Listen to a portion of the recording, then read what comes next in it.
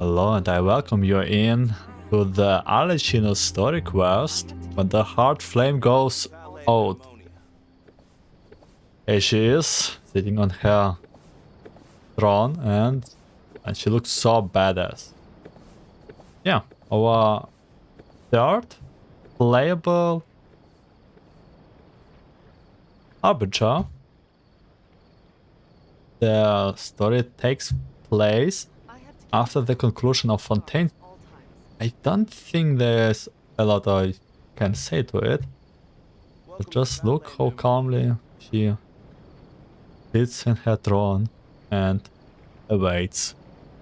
Pyro delusion on her back and uses some kind of you can say blood magic, probably. This is what we find here in this story quest. So let's activate it.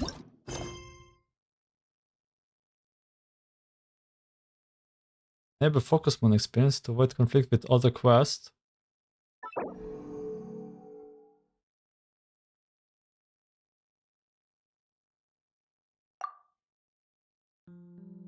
Focus mode experience? Never heard of it.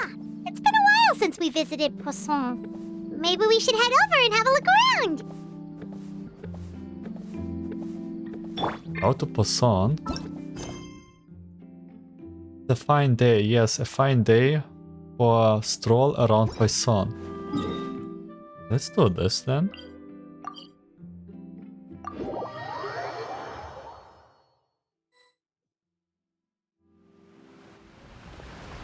Hey, traveler, Paimon.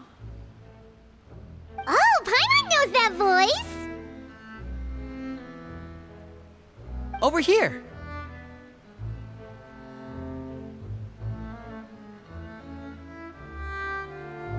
Lyney!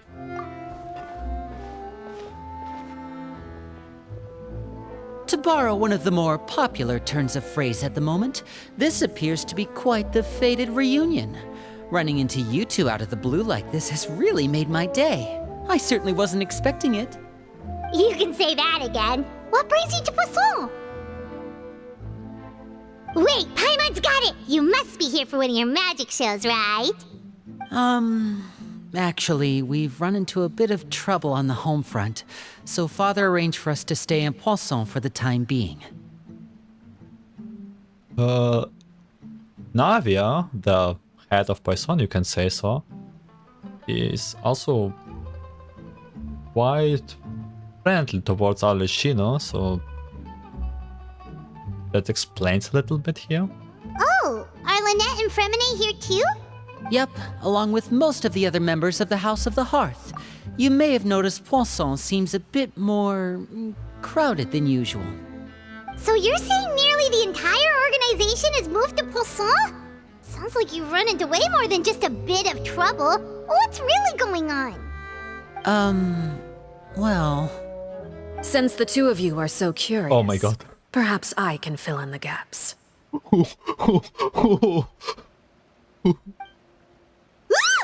You scared Paimon half to death! Oh my, I got scared too. Father, you're here. You know... On second thought, maybe we don't need to know? It's all probably super confidential House of the Hearth stuff, right? We totally weren't trying to pry or anything. No need to be nervous. I could sense your genuine concern from your conversation just now.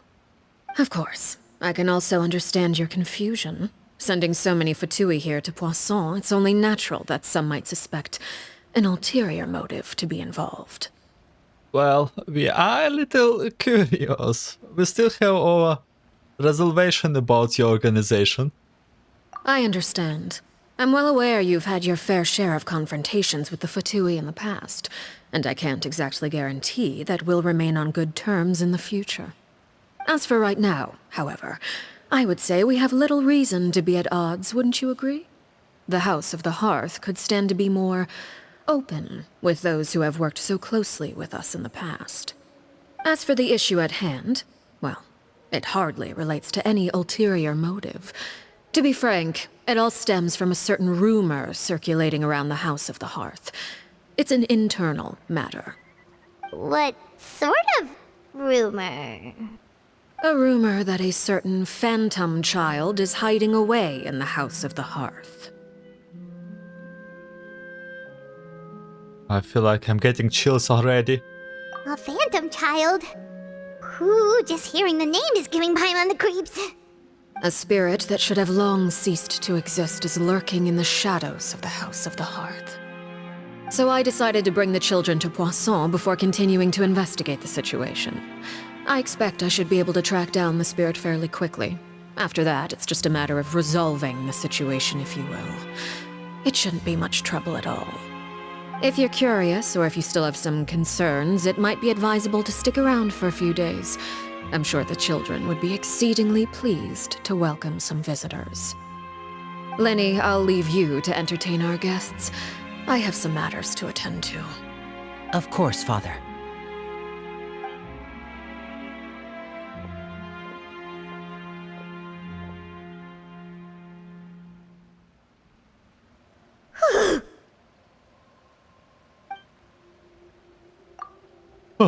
I couldn't help but feel intimidated during that conversation with the grave. Now that she's gone, it feels like I can finally breathe again. Same. She also suggested that stick around for a few days. But why? It has long been a dream of mine to invite you to our home and introduce you to my other siblings. You're quite well known in the organization already. A lot of people have been talking about you, especially after everything with the prophecy. If you're willing, why don't you stay a while and have a little chat with us? Alright. We don't have anything else to do right now anyway. But let's be clear, we're just gonna be there as guests, okay? Don't get any funny... Oh, wait a second. For your guests, that probably means we'll be treated to lots of yummy food, right? Of course. During our stay in Poisson, we've been helping out the locals with some fishing. We bring in quite the bounty every day. In fact, today's the perfect chance for me to show you what I can do in the kitchen. Let's go. I'll take you to where we're staying. Okay, it's time to chill a little bit.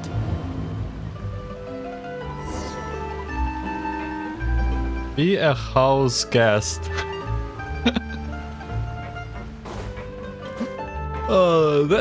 That's kind of the intended pun, right? By the way, the Clervie invite you to visit their house, have a chat with children.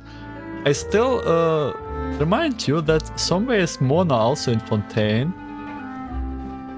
but we never were told what's Mona's deal and the Ant's deal too.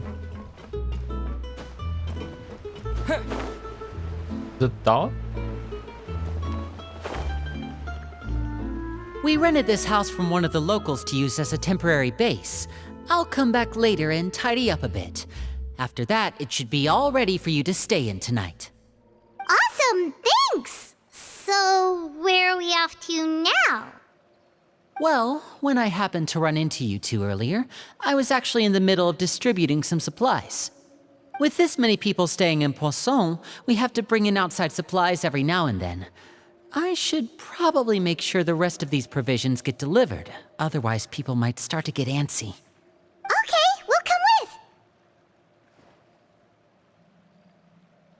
There are all sorts of rumors about your organization floating around out there. Paimon's not sure if she could even take a wild guess as to what's true and what's not. But now that we finally have the chance to see a day in the life of the house, we can take a good look at how you operate! Well, you're more than welcome to come along. Just follow me. So, help Lynette distribute supplies. Lynette was his sister.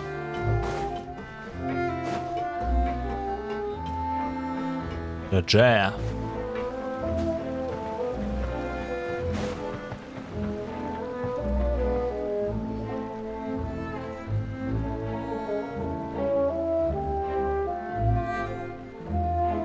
Lyney!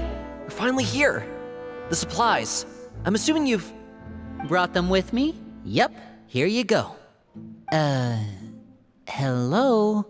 Something caught your eye? It's the Traveler in Paimon! Oh, one of our fans. No way! Come here, everyone! Hurry! The Traveler and Paimon are here! Oh my god, we are really famous here. One at a time, please. Don't crowd around them all at once. We don't want to scare off our guests now, do we? Oh, it's alright! Gotta say, Paimon didn't realize we were this famous. Of course! Father and Lyney have told us so much about you.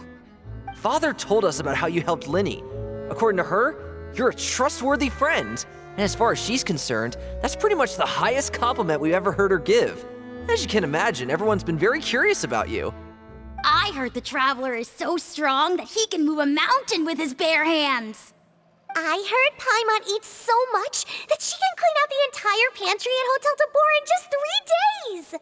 You know, that with the mountain is probably a lie, but Paimon's side, I kinda believe it. Wait a second! That's the rumor you heard about Paimon? Oh, not cool at all! Mine is also a bit of a stretch. Oh, wait! When guests visit, you're supposed to give them gifts and stuff, right? Oh, we don't need something like that. Besides, we don't have anything to give to you! Come on, we insist! I can give you some of my new potions. Just pick your poison. And by that, I mean medicine or actual poison. I've got both. Let's get it. Or maybe Shaplo can teach you guys about stealth! He's super good at it! He's never been caught! Okay, so this is the children from the House of Heart. Ah, now that's not a bad idea. I know you usually prefer to fight head-on, but it never hurts to expand your bag of tricks, right? When it comes to eliminating your enemies, staying quiet can go a long way. Trust me, I would know. Okay, they are no natives from Poisson, they are just assassins. I was poisoned not too long ago, and I'm still dealing with the after effects.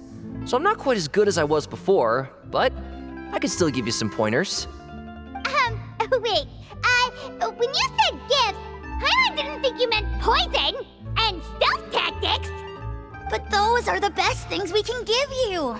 You don't like them? Ooh, how about this? Tell me the name of someone who really annoys you, and we'll teach him a lesson for you. Yikes. The dangerous suggestion. Keep on coming. Fold, Selwar. I think that's enough suggestions for now. When it comes to being a good host, it's the thought that counts. You don't need a physical gift to make our guests happy. In fact, pestering them with suggestion after suggestion might make them more annoyed than anything. I would say your enthusiasm has certainly gotten across. Thank you, Lyney. Really? We definitely feel the love. Awesome! It's been so long since we've had guests to play with. If there's anything you need, just let us know. Yeah, especially if it's poison or something. I've got all sorts of potions for that. Well, we'll talk to you all later. We've still got supplies to distribute. All right, see you later.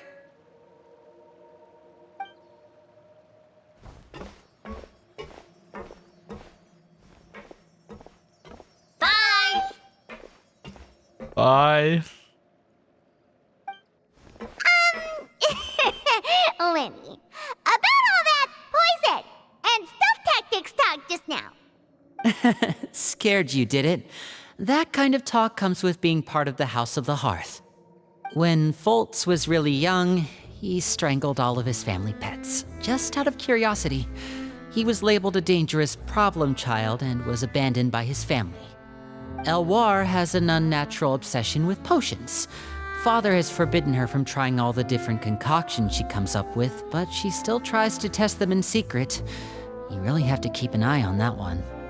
Chaplot is around my age. While I'm mainly responsible for collecting intelligence, he handles surveillance.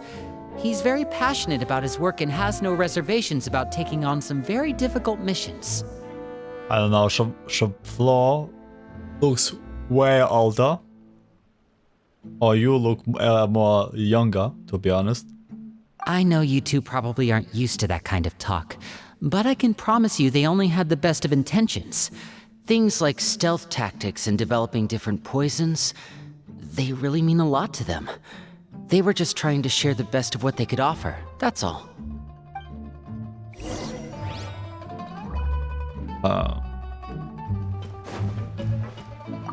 Wow, the Traveler and Paimon. I finally got to meet them in person. They don't really seem as intimidating as you hear in the stories. Hey! They'd probably get along really well with Filial. If only they got here sooner.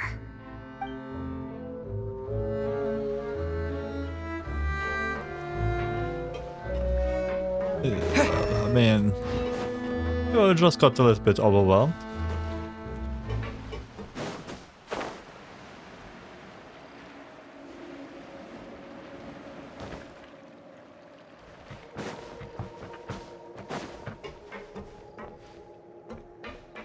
Nail stop? Filial, supplies are here. Thanks. And who are these two? Outsiders? Allow me to introduce you. This is the Traveler and Paimon. Oh, you're the famous duo I've been hearing so much about. It's nice to meet you. I heard you've traveled to all sorts of places. Is that true? Of course! We're making our way all across to that! Oh, good for you. You must be pretty familiar with Fontaine by now, then. Have you seen the new opera that started running recently? I think it's called... The 4,000 Thieves? Oh, this is the first we've heard of it. Yeah. It seems like it's going to be fantastic. From what I've been able to tell from the posters, anyway. You should definitely check it out if you have the time. Oh, and there's The Blind Maiden, too. That one is supposed to have audience interaction. Seems pretty interesting.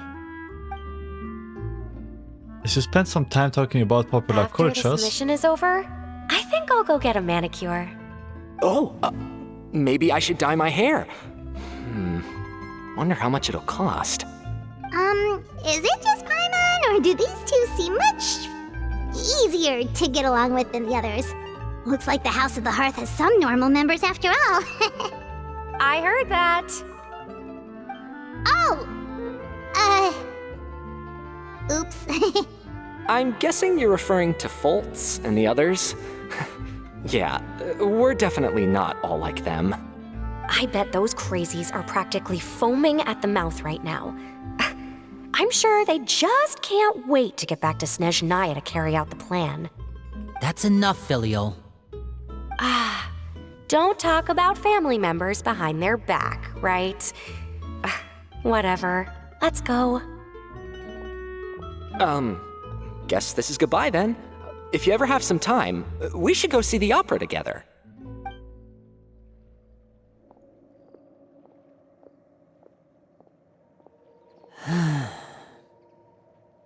Well, that's it for the supplies. We should probably head back as well.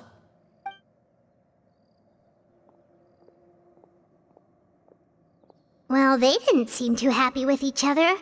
Seems like there could be something more going on here. Should observe for now.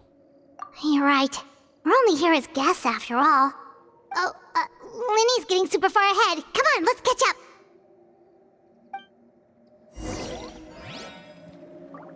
Yeah, those two, like a little bit more grown up. Looks like there's more trouble in store next month, too. When will it end? Hey, just focus on the positives. At least our time in Poisson has been pretty relaxing. Don't you think?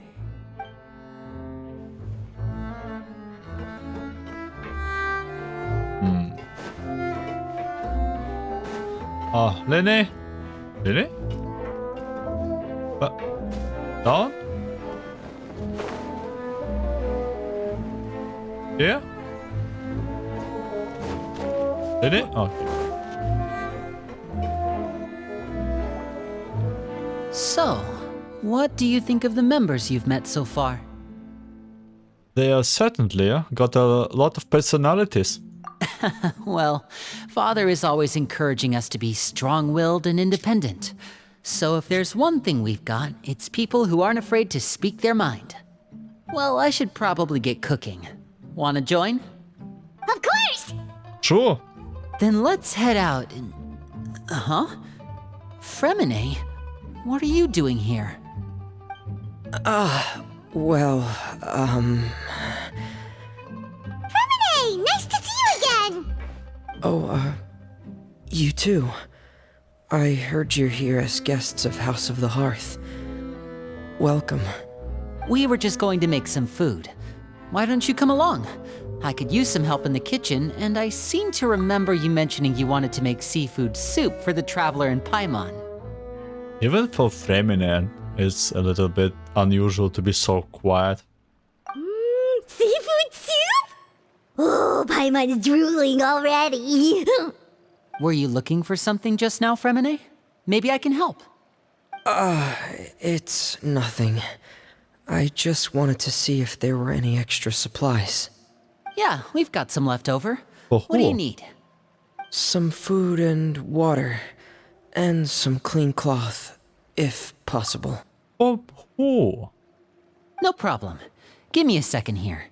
Food, water... Wait a minute. What do you need all of those for? You're not on any missions as far as I'm aware, and you were just going to come eat with us. So what's this all about? I thought I'd grab an extra portion because I get hungry at night. Could be because I'm growing, you know? And... Freminet, you remember what I told you? You're not like me. Your lying skills still need some work. Tell me what's going on. Is it really bad enough that you have to keep it from your own brother? Maybe it'll be better if we gave them some space.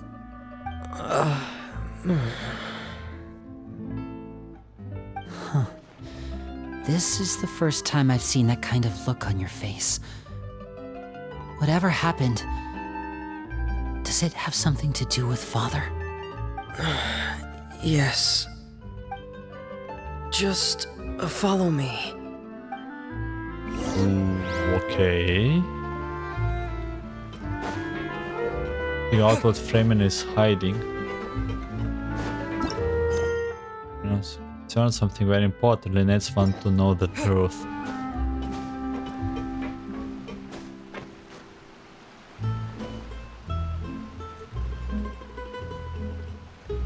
That's the girl from the trailer.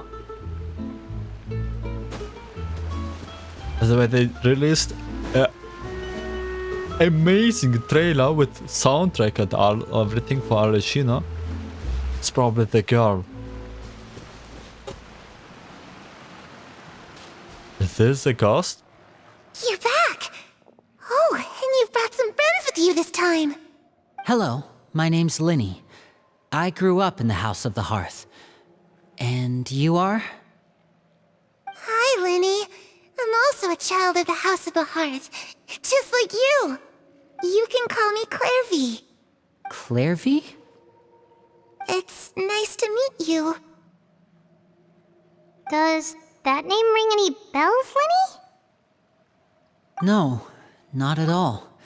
That's not a name we have on our roster, I'm sure of it. What I'm not sure of, though, is how she managed to sneak in. What? I don't know if this is good or bad that I watched the trailer of Arlecchino, the animated shot before doing this quest, but now I'm like a little bit scared. She must be the phantom child Father's been searching for. From the looks of it, I'm guessing you were the one that found her, Freminet. You, haven't told Father, have you? No, I haven't told anyone. I've just been keeping her hidden. Is this like some immense soul playing with the memories? The same as a story quest too? For how long? About half a month now. So ever since we got to Poisson then, do you have any idea what you're doing? I know what I'm doing. Really? Because from where I'm standing, it looks like you're hiding the very person Father has been trying to find. If Father finds out about this, everyone involved is going to be punished. You know the rules of the House, Freminet. I know you do. Father doesn't tolerate any form of betrayal. So why are you doing this? I've thought it through. And I just can't hand her over like that. Lyney, don't you remember last year? Chaplot nearly died after getting poisoned during that one mission. He wasn't able to get back before the poison started taking effect, and not a single person was there to help him. That night, while I was sleeping, I heard a voice telling me to go save him. I opened my eyes, but I couldn't find the source of the voice. I thought maybe I was just hearing things, but I went to look for him anyway. Luckily, I got there with enough time to save his life. That feeling of being haunted, of hearing voices, it's happened many times in the House of the Hearth. I'm sure you've noticed. So what you're saying is, that was her? She was the one who spoke to you that night? Unless there are other spirits roaming around the House of the Hearth, I don't think there's any other possibility. If Clervie were our enemy, it wouldn't matter whether she was a spirit or an actual child. I would have acted without a second thought, because that's what Father ordered us to do. But she's been living with us, helping us from the shadows all this time. I think that makes her family. I couldn't just hand her over to be dealt with. Not when there's so much we still don't know. So what's your plan then? You can't keep her here forever. Someone is bound to find out eventually. I haven't thought that far yet.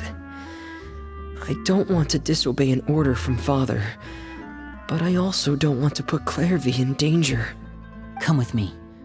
There are a couple things I'd like to say to you in private. It's getting interesting here. And a little bit scary, Clervie. Those two sure care a lot about each other. Well, they got a funny way of showing it. From where Paimon was floating, it sure seemed like they were about to bite each other's heads off. No way! They have a really deep bond.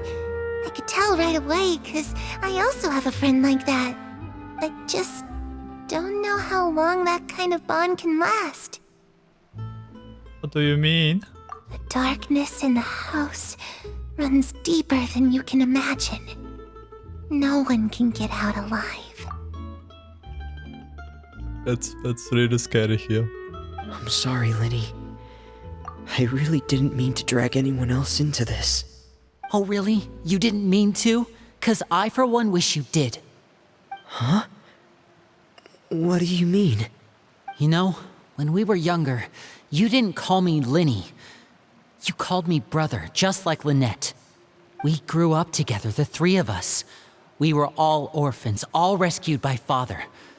Of all the siblings in the House of the Hearth, I think our bond was the closest. Later on, when you started calling me Lyney, I wasn't actually surprised. After all, Lynette and I are related by blood. We've had to depend on each other to survive long before we joined the house. Lyney, The darkest and most difficult moments of my life happened before you and I had ever met. I'm sure that's true for you as well. Even so, Freminet, we've stood by each other for all these years now, and to me, that means more than blood. You and Lynette are the most important people in my life. No one can replace you. So I won't let you face anything alone. Not if I can help it. Oh, looks like things are getting kinda heated between Lyney and Freminet. Maybe we should go check on them. Oh, it's raining. I should put my clothes away. I don't want to say anything, but... Oh... What? Where are you? Oh my god. Perry? Huh. Looks like she's not here either. Lasagna. Ah, where are you? It's time to eat. That's so scary here. Hey, you two! Hope we aren't interrupting anything. Like a fight, or... Oh, wait a minute, Freminet. You're not crying, are you? Is everything alright? Everything's fine. Thanks for asking. Well, we're all friends here, right? We've been through so much together, so if there's anything we can do to help, just say the word. It's just a small family dispute. It's not something our guests should trouble themselves with. In fact, it might be better if your stay ended here. But sometimes having guests around can come in handy. What are you getting at, Traveler? When guests are around, families are often on their best behavior. And any disputes are less likely to escalate. That's what you're trying to say, isn't it? Exactly. I think it will be better if we stick around. I... just... Thank you. I was really hoping to keep you out of it. But even if I could think of some other reason to turn you away, I'm not sure I could convince you. I know things could turn dangerous, so I promise you this. From now on, I'll protect you like my life depends on it. Me too. Well, back to the matter at hand then. If we don't plan on handing Clervie over to Father, then our only other option is to solve the mystery of her identity before Father is able to track her down. That means finding out where she came from and what she's doing here. Then we can send her on her merry way and pretend like none of this ever happened. I've tried that already. And? And... nothing. I tried taking her somewhere really far away, but... after some time, she just reappeared. Oh, she's actually a ghost. She even came with us all the way to Poisson. It seems like wherever the house is, she follows. I don't know much about spirits. Do you two have any ideas? I don't like ghost stories. Not like anything that horror. Let's see here. Paimon remembers hearing something like, if you fulfill a spirit's last wish before they died, they'll let go of whatever's keeping them here and return to the ley lines. Oh, it's just that Paimon doesn't really remember where she heard that, so it's not guaranteed to work or anything. Well, sounds like it's worth a shot. Guess that means we should go ask her about her wish. But first, Freminet, I need you to promise me something. What is it? I need you to promise me that this will stay between the two of us. We're the masterminds behind this whole thing. No one else gets involved. Can you do that for me? Of course. I promise. All right. Then let's seal the promise just like when we were kids. Fist bump on 3. Ready? 1, 2, 3. I swear. Huh?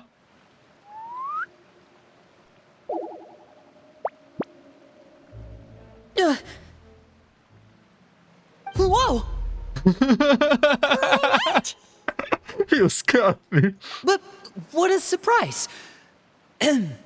What brings you here, dear sister? Like expression. And, when exactly did you get here?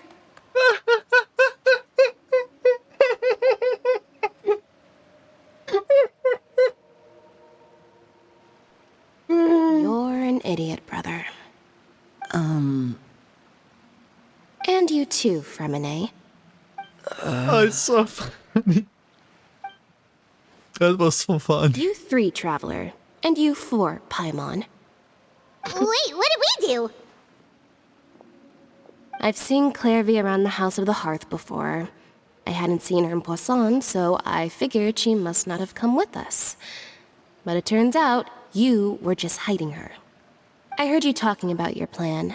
Oh Rather my than god. steering clear of the situation, I'd rather fully join in.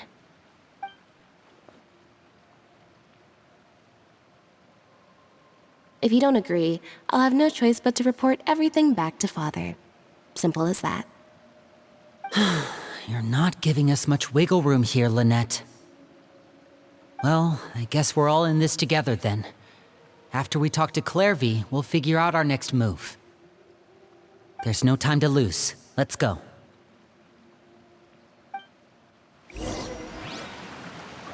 Ask about Clervie origin. Clervie, are you... You're not a ghost, right? I'm full. Thank you for bringing me this food, you guys. She said she's full, but the food doesn't look like it's even been touched. Well, she's a spirit. She can't actually eat. That's right. Based on what I've been able to observe, it doesn't seem like Clervie can interact with the physical world at all. Still, when she's presented with food, she'll always linger around it for a good little while. Maybe, in her mind, she really is eating those things. Does she know that she has already passed away? I've tried to ask her, but she didn't answer. My guess is that she's just as confused as we are. Or maybe she couldn't understand the question at all. I ask, what is the real reason that they don't show it Arlecchino? Like, why not? Not like, what bad will happen? Clervie, if you've got some time, I'd like to ask you a few questions. Sure. Oh, another new friend. Hi, I'm Clervie. Hello. Clervie, how did you join the House of the Hearth? Huh? Isn't it the same for everybody? The knave brings you here and then you can't leave. It's just that your name, it's not on the roster. And I've never seen you before. The roster? Oh, I get it now. I think there might be some things you don't know about this place. The people in charge, they're not as nice as they look. They say they keep a roster, but it's not complete. There are a lot of people who aren't on it, and never will be. In this house, some people are family, and other people are just test subjects. Those kinds of people aren't ever going to get a place on the roster, unless it's the roster of people who've been executed. Wait, does that mean the knave... She... Is there anyone that can vouch for you? Perry, she's my best friend. She's the only one I trust in this place. Have either of you heard of that name before? No. Isn't Perry Arlecchino? Me neither. Clervie, Perry. Neither of those names are on the roster. But it seems like she's telling the truth. Either that, or this kid's already got a bag of tricks bigger than mine. Maybe we should try a different approach. Clervie, do you have a wish? A wish? It can be anything you want. Just imagine. It's your birthday, you're blowing out the candles, and your wish is...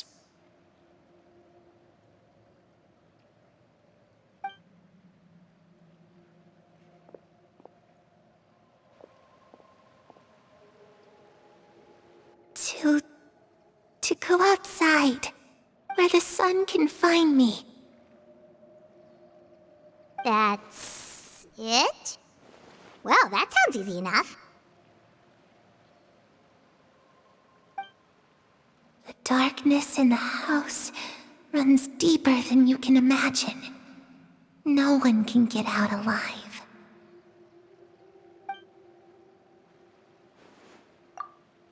What did she mean by that? Things can't be this simple. Okay, time to divide and conquer. Listen up, I've got a plan. I'll try and find a way to use basic illusory magic to take Clervie outside and bring her somewhere with sunlight. Lynette, try and find the list of executions that Clervie was talking about and see if her name is on it. Freminet, you stay in Poisson. We can't be the only ones who've had run-ins with Clervie.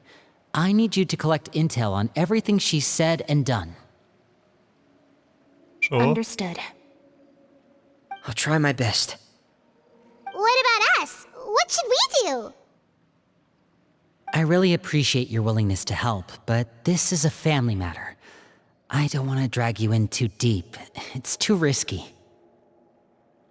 Let me think. Since Father considers you to be guests, maybe you could stick by her side for a little while. You don't need to do anything except keep up some nice, casual conversation. Ah, Paimon gets it. You want us to distract her. How should we contact you? I'll give you a magic bird. If Father suspects something, all you need to do is release it when she's not looking, and it'll alert me that something's wrong. Of course, that's only as a last resort. If Father doesn't seem to notice us, there's no need to make contact. We'll reconvene here tonight after all's said and done. If the worst-case scenario happens and we're discovered, just tell Father everything. We're not going to let our guests get punished for our own actions. That's where we draw the line. Okay, but please be careful. You too. Okay, this is where we part. Father should be at the beach nearby.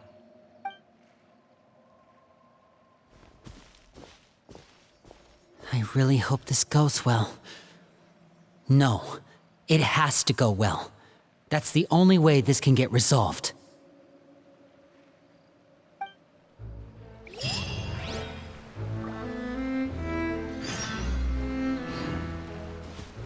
Okay, Clervie? Clervie, I'd like to take you somewhere. Is that okay with you?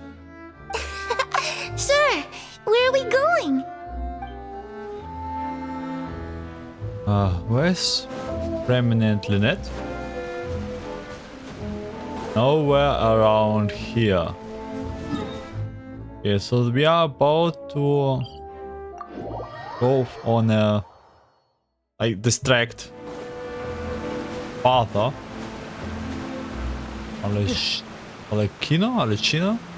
I cannot. They don't say her name often. They always call her father.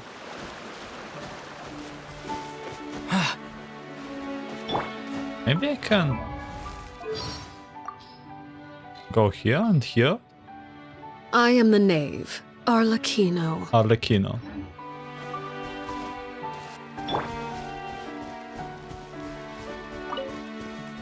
Cha. Wait, I thought child is be like trapped in well, child is back, I guess. Wow, that's unexpected. It's the knave and child. Yeah, child was thrown away by his master. What do you call the master? Scar? Hey, aren't you supposed to be in Snezhnaya recuperating? What are you still doing in Fontaine? Oh, it's you two. I didn't expect to run into you here. I was unconscious for quite a while after the fight in the Primordial Sea. After I woke up, I realized I was being taken back to Snezhnaya, and well, I couldn't have that now, could I? Not when I've still got unfinished business here in Fontaine. So, I mustered up all my strength and made the journey back on my own. What sort of unfinished business are we talking here? It has to do with Skirk, my master. Skirk. I really wanted to meet up with her, but by the time I got back, she had already left. I still have so many questions for her. Without any other leads, all I could do was ask the knave to help me track her down. She must have left behind some traces from her time in Fontaine. Oh, okay, so have you found any clues? Unfortunately, no. While the House of the Hearth is adept at collecting all manner of intelligence, certain existences can still manage to escape our purview. Basically, unless Master feels there's a need to meet with me, she's not going to be found.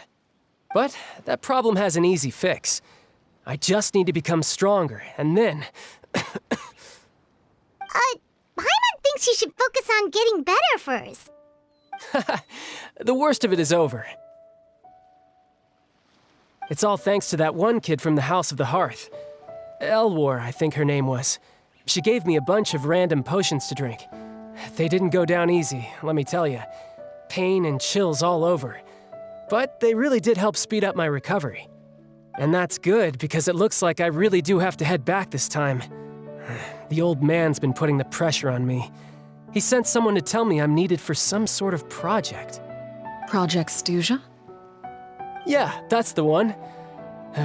I heard Regrador's involved too. I'm not looking forward to having to listen to all his monologuing, that's for sure. Hey, maybe you could think of a way for me to stay in Fontaine for a little longer. Helping Lyney and the others brush up on their fighting skills would be far more interesting. If you and I could spar, that would be even better. I've been waiting for a chance to see you go all out. And what a sweet little daydream that is. But I also have a role to play in all this. I'll be leaving Fontaine shortly as well. Besides, considering how little they see fit to step outside the homeland, being called on to return to Snezhnaya by such illustrious dignitaries, what a great honor. Wouldn't you agree? One I could do without, I'd say. Is it just Paimon? Or does it kind of seem like they're... Just casually trash-talking their colleagues behind their backs? So, dear guests of the House of the Hearth, to what do I owe the visit? Well, we just... Yeah, I wanted to learn about you. Right! We're super close to Lyney and the others, but we still don't know much about you! Is that so? Introductions have already been made, have they not? Oh, well, you see? There's only so much you can learn about someone from a short introduction. At least tell us something a little extra, like... Why do you call yourself father? Huh, good question. I'd also like to know. The fact that you have to ask tells me our intelligence work has been quite successful. Telling you the answer to that question would only serve to undermine that success. And we can't have that, now can we?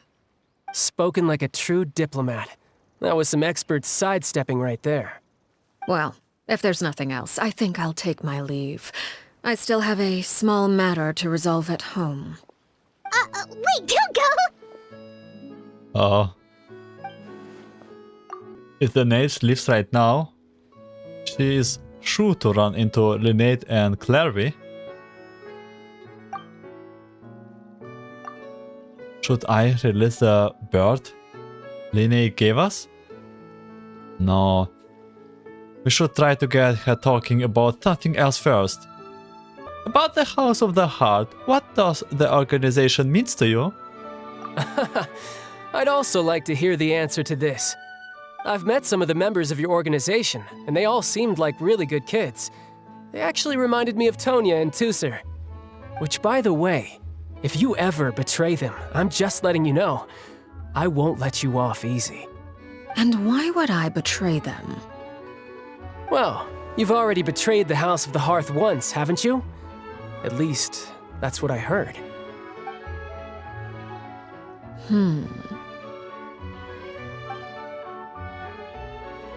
Okay, I admit. That's just what the old man told me. The rooster, I mean.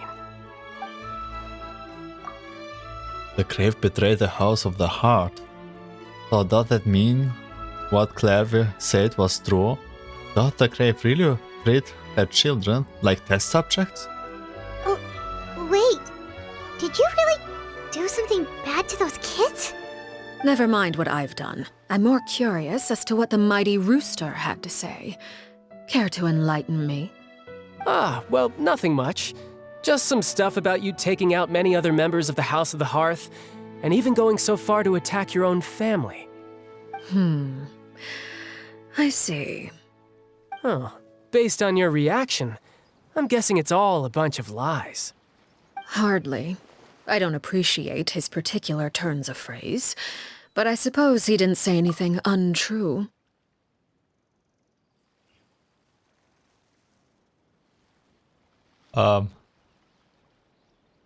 Although it would be more accurate to say that there is a certain level of prejudice involved, but I don't intend to clear that up just yet. Prejudice has a funny way of concealing the real truth behind certain things, an attribute that I find to be quite advantageous. Call yourself a Fontanian, for example, and people will assume all sorts of things, when the real truth is that this is simply the land where I was raised. Huh? You're not actually from Fontaine? But then why did you try to help out with the prophecy and everything? I was trying to protect the children born in Fontaine. Claiming that I myself was a Fontanian simply made it easier to operate. People would hardly suspect a fellow Fontanian of having any ulterior motives. Who wouldn't want to save their homeland after all? The primordial sea wouldn't have any effect on me, but it would have caused great harm to the House of the Hearth. Well, you wanted extra information, didn't you? There you go. I hope that satisfied your curiosity. I think so. So much for learning anything else about her betrayal. She probably only revealed that other secret in order to change the subject. It seems like she's trying to avoid talking about her past. So, you stayed in Fontaine for the kids. I guess I was wrong to believe you'd betray them. Apologies. Looks like I was holding on to some prejudices myself. Good. Like I said, I like it when others have misconceptions of me. Actually, while I was recuperating at the House of the Hearth, there was something else that really caught my attention. I heard that members always resolve disputes and arguments with a friendly spar, and the loser has to back down. Seems pretty cool if you ask me. Would also give them plenty of opportunities to hone their skills. Well, that's only a recent development. In the past, such spars weren't nearly so friendly. The losing party would lose everything, including their life. They were that high stakes? Whew, at least that's not a thing anymore. Well, the current atmosphere's not half bad. I'm a bit jealous, actually. You've got so many family members around you, and you even get to live with them.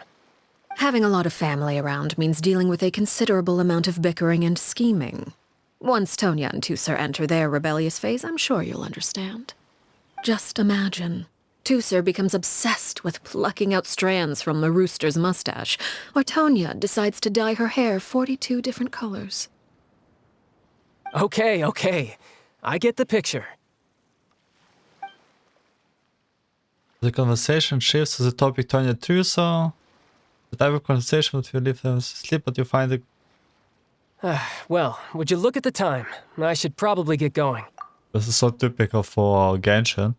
It's always for myself also. I'm not that fast of a reader, and I cannot read that fast those like screen stuff.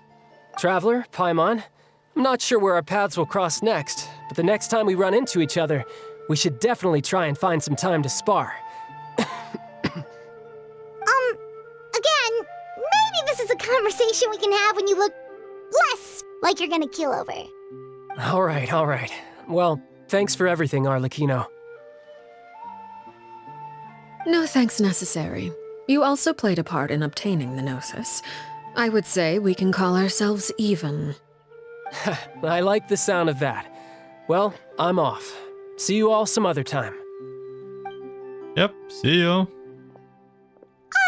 We should probably get going too. Mr. Worldwide. Do you want to head back with us? Oh, You want me to leave so soon? Oh, well, you see, I'm rather enjoying the evening breeze. If you don't mind, I think I'll stick around for a bit. I have some things to think about. Apologies for not attending to you like a proper host. Please forgive this slight. I do hope you'll have a pleasant stay. Okay, she figures out. we managed to keep her distracted until nightfall. Good thing Child was there to keep the conversation going. You don't think she suspected anything, do you? I do think she suspected anything. I wonder if Lyney ran into any issues. Let's hurry back and see how everything went. Yeah, she like definitely just staying here on purpose. Oh? You decided to stay a little longer? Let's take in the ocean view together then. Such a lie.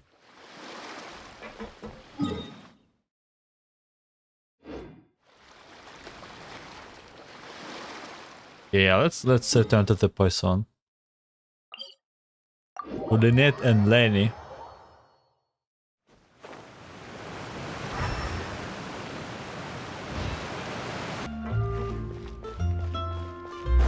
Here they are. Lyney, how did everything go? Well, long story short, we ran into a small issue. Clervie can't go into the sunlight. What do you mean? Everything was fine at first. She followed me up to the surface just like I told her.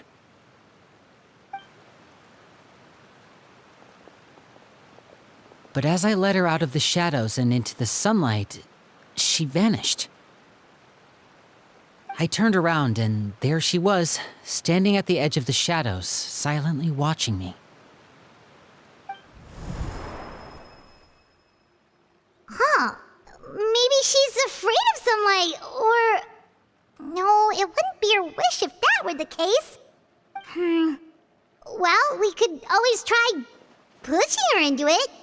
Not sure pushing works on non-corporeal beings. Oh, true. I've pretty much tried it all already. Nothing worked. Eventually, the sun went down, so all I could do was bring her back here. How did it go with you, Lynette? Good. I've got the list. It's right here. Really? Well, what are we waiting for? Let's take a look!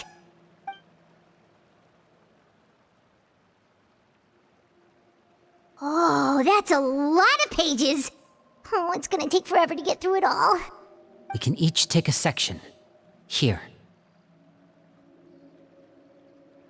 La Pouillade, L'Endroit, Chambel, Horaire.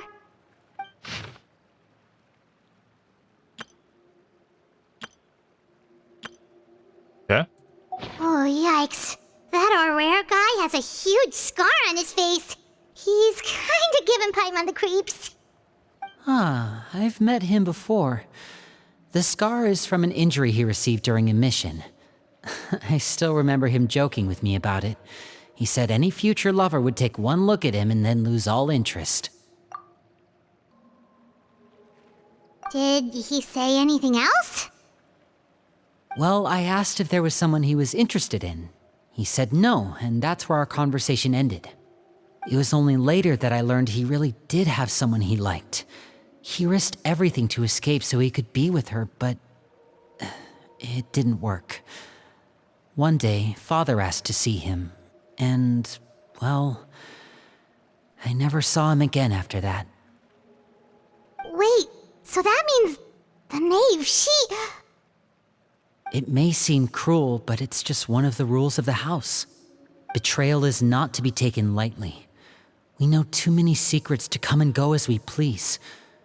So, if you do try to leave, you pay with your life.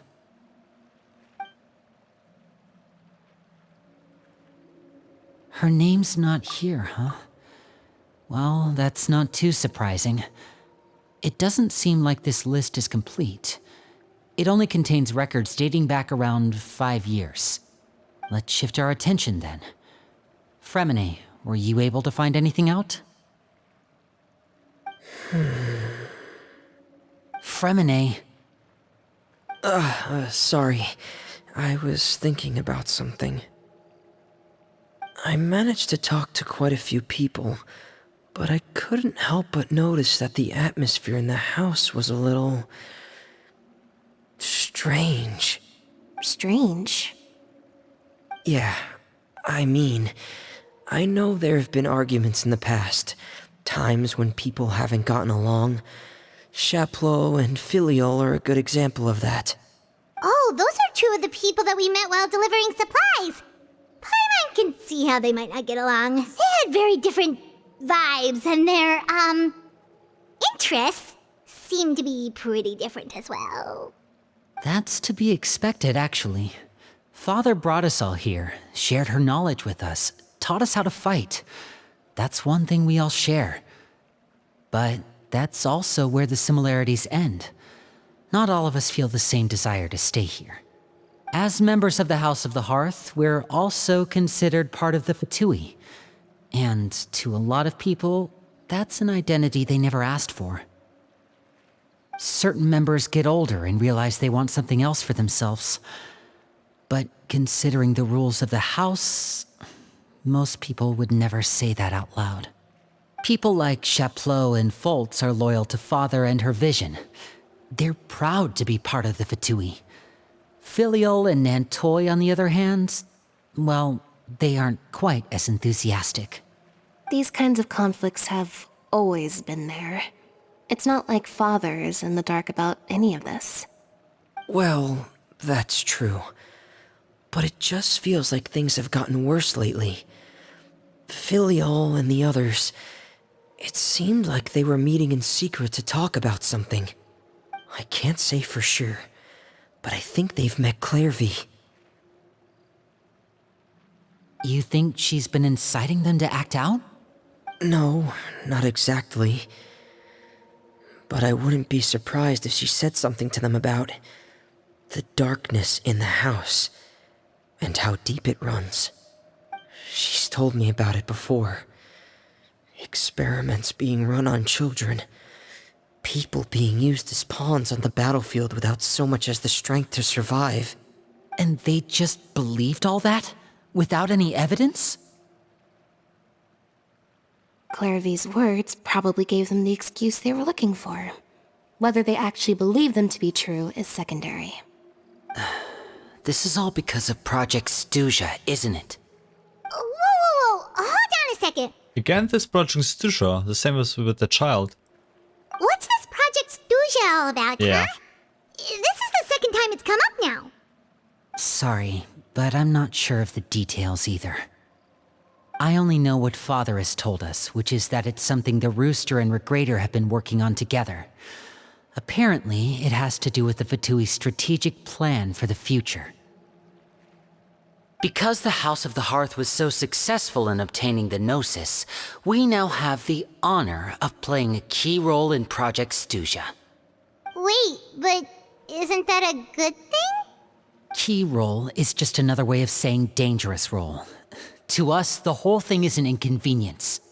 Father thinks so too, but she's in no position to refuse. Their plan isn't exactly unreasonable, and they've been funneling the house a lot of funding. It's just that we'll lose a lot of members in the process. Participating in the plan, it's an honor in name only. What they're really trying to do is subdue us. The existence of an intelligence organization outside their control makes them feel uneasy. Looks like the Fatui are plotting something big. But given how little Lyney and the others seems to know about it, I probably won't be able to learn much. I should keep a sharp eye out during any further dealing with the Fatui to see what I can learn. Okay, super complicated top secret Fatui business aside, what does all of this have to do with the conflicts you were talking about earlier? Paimon doesn't get the connection. It all smells like a war is coming upon us. External pressure has a way of exacerbating internal strife. You can't overlook the power of fear either. People are afraid of dying, and that fear is often the impetus for a lot of stupid decisions. I thought resolving the Clervie situation would make everything go back to normal, but it looks like things are more complicated than I thought. If we leave Filiol and the others to their own devices, sooner or later, Father will be forced to take action. We can only focus on one situation at a time, brother. You're right. Even if we confront Filiol and the others, it won't do any good. It might even make matters worse. We should focus on Clervie for now. Well, it's getting late. We should head back and get some rest. We'll try again first thing tomorrow. Lynette, you stick with me this time. Freminet, keep a close eye on Filiol and the others. Make sure they don't do anything they'll regret. Good work today, everyone. Have a good night, and I'll see you tomorrow. Yeah, first day done. Rest at the temporary combination.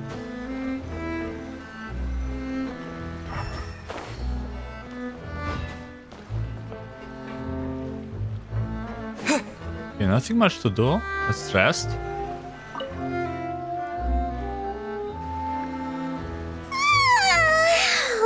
I'm always looking forward to an early night, but she can't sleep at all. Hey, you don't think the knave will be too angry with Lyney and everyone if she finds out about all this, do you? She's even scary when she smiles.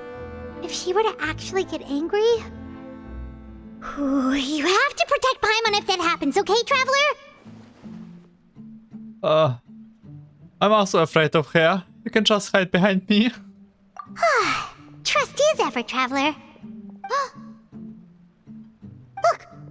Look over there! No, she's running away. What's she doing over there? Quick! Let's catch up with her before anyone sees! Let's go. After Clervie.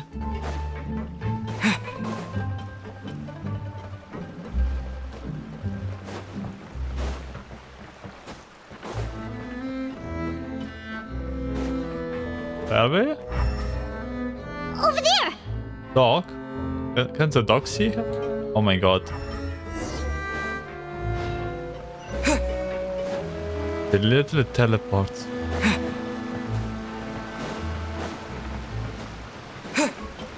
Oh, where is she going? Oh, if someone sees her, we're toast! Clervie, come back. That's not good.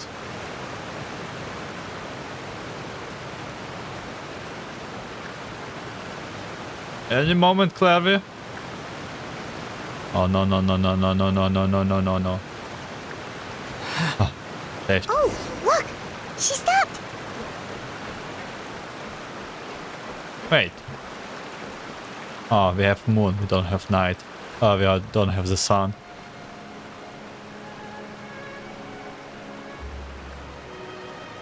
Clervie! Shh!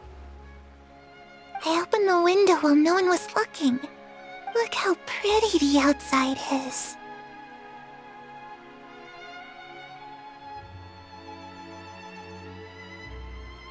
Window? If only I could have more than this. You probably think I'm being silly, huh? All this hopeless resisting. It's better to dream of what I could have than try to make it a reality, right? I'm confused. Please, help us get on the same page here, Clervie. We need you to tell us what you know. Can you do that? Sure. Although, after you hear all this, I think you might regret that decision. Everyone in this family is nothing more than a tool, something to be used and exploited. We're all expendable, including me. As long as you're useful, you get to stick around. Lose your value, and you're handed over to the doctor, experimented on, and given a fate worse than death. I've seen it happen again and again, and I've had enough. Okay, maybe this is Clervie with her memories from the past heart of the house and not from the current heart of the house. Is that a... You're saying the knave did all that? It's just, that doesn't seem like something she would do. She's scary and all, but it seems like even she has lines she wouldn't cross. I knew you wouldn't believe me. Everyone thinks she's a good person. They all think of her like a real mother. Mother? Oh, no. Yeah, that's the old one. But she doesn't deserve that title. She's disgraced it and tarnished it. And if I had things my way, I'd never see her again. If only Perry were here, she'd understand. Perry. There's that name again. Also, Paimon's getting a strange feeling. It almost feels like she's not really here with us. Paimon can't tell if she's actually talking to us or if she's mistaken us for someone else. I'm not sure either. Well, in any case, it seems like she really needs someone to talk to. We should keep her company for a little longer. She looks so young. But it seems like she's been through a lot. It's getting windy. I should close the window. Ooh, look at the moon. Isn't it pretty? Hey, wanna hear a secret? I heard that if you look up at the night sky in Snezhnaya, you can see the aurora. It's supposed to be super pretty. Even prettier than the moon tonight. I would love to see it. Perry and I promised each other that once we're older, we're gonna go see it together. But I can't find her. I'm worried she's also been... No, that wouldn't happen to her. She's special. Mother likes her a lot. I should really go talk to Mother, but we just fought. She doesn't want to see me, and I'm too scared to face her. What should I do?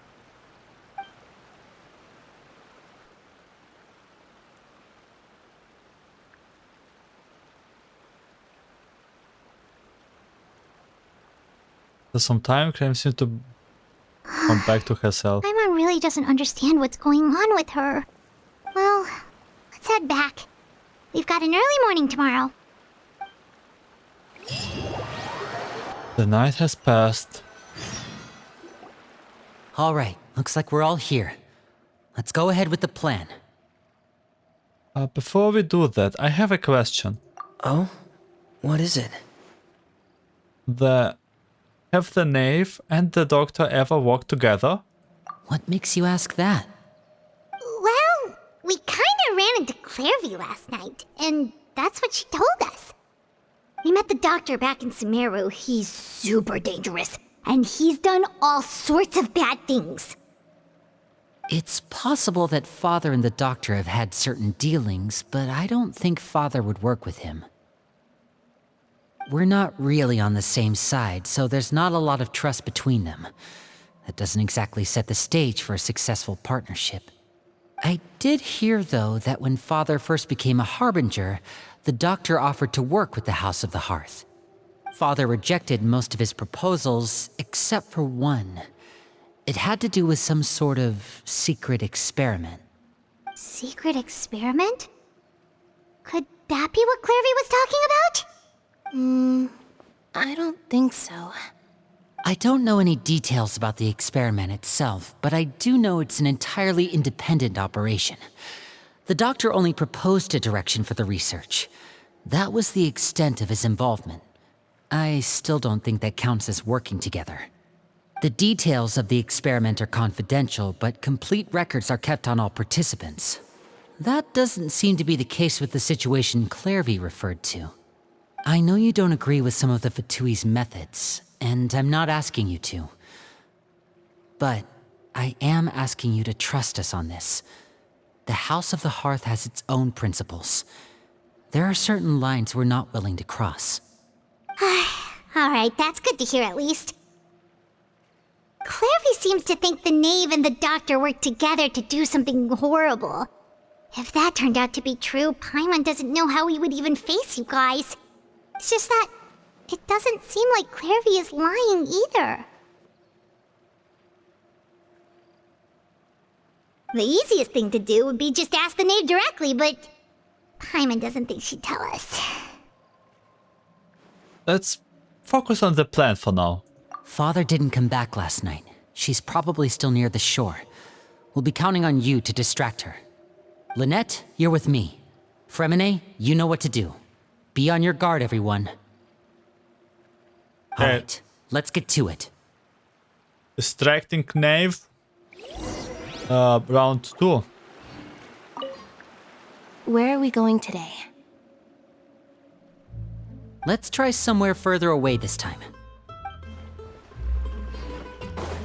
Okay, I do my best. No way she stays like there for so long.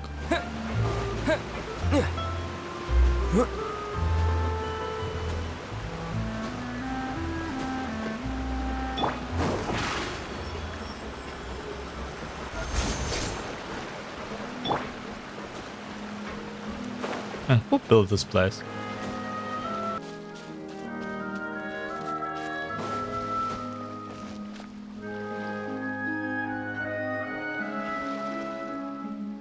Ah, it's you two again. I must say, you look a bit pale. Did you have trouble sleeping last night? A little. Knows everything. I swear she knows everything. Perhaps if you had less on your mind, you'd be able to absolve yourself of such troubles. So what are you planning to do now? Catch up on some sleep? Or should I give you some time to rack your brain for a topic to discuss before I ask any questions? Although I must profess to being curious. Without child here, how do you plan on distracting me? She knows. Us? Distract you? Good one. Yeah. No, we were just... Chat. Looks like you could have used some extra time to think. No matter. If you don't have any other plans, why don't you accompany me somewhere? Don't worry. I'll be sure to steer clear of any scheming children. The ocean breeze is sure nice today. Do you know everything then? Children always think they can hide things from the grown-ups. But nothing gets past me. Least of all a little scheming. I think I'll let them have at it for a little longer. I can be very patient. Time to relieve I'll leave you to think things over. If you're so inclined, meet me outside the Palais Mermonia. Yeah, we have a... Good things come to children who do as they're told. So I do hope you decide to tag along. If only for your friends' sakes. Yeah, we have a... What should we do? She clearly knows about everything we've been doing, and Paimon doesn't think it'd be a stretch to say she was threatening us just now. We have a situation going on. It's time to raise the alert. We should raise the pigeon that Lyney gave us. Bad times, bad times. Oh, good idea. Hopefully he sees it in time. Well, we should probably head to the Palais Mermonia. Paimon doesn't want to find out what happens if we don't show up. Based on what the knave was saying just now, it sure didn't seem like it'd be anything good. Oh, we really don't have any other options. Guess all we can do is take it one step at a time. Okay, then we probably shouldn't keep her waiting. It seems like Lyney and the others are on thin ice, so let's do our best to not get them in any more trouble. Yep, let's do our best. Bad times, bad times.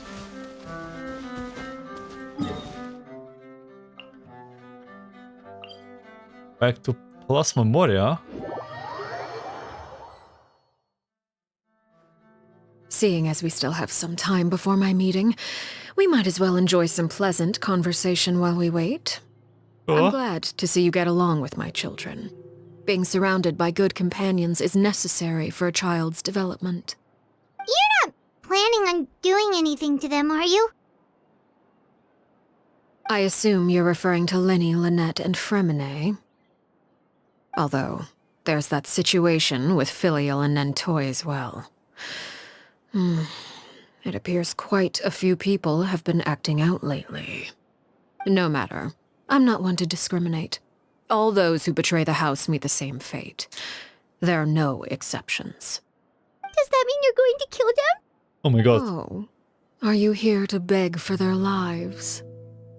I'm sorry to disappoint, but the rules of the house change for no one. In my organization, everyone is responsible for their own actions. Whoa, chill. But don't you care about them at all? They really respect you. They even call you father. You must feel something for them.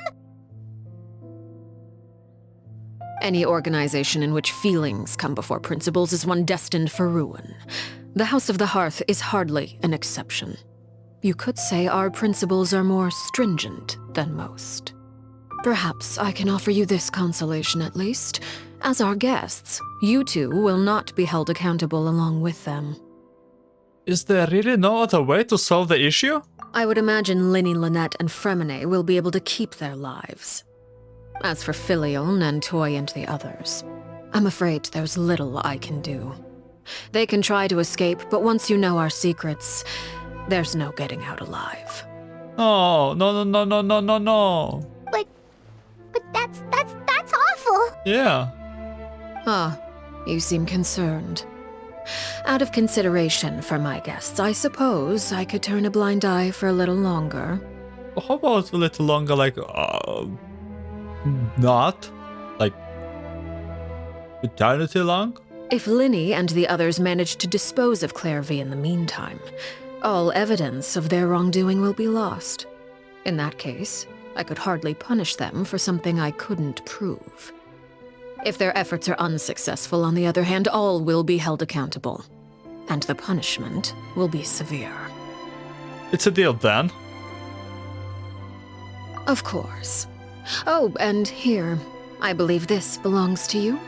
Do try and keep better track of it next time. Oh my god. It's the very first time I see that bird. It takes a considerable amount of time to train a bird like this. It would be such a pity if you were to lose it. Permanently. Wait, where did you get that? Well, I'm afraid that's all the time we have to chat. Now, for the matter at hand. I asked you to meet me here because I have business at the Palais Mermonia. It has nothing to do with you, but I think it would be prudent for you to stick by my side for the time being. There will always be time later to run off and tell Lyney what you've learned. Well, time to go. Looks like we wrapped things up just in time. I feel like a glass where you can see through all the schemes. It's scary.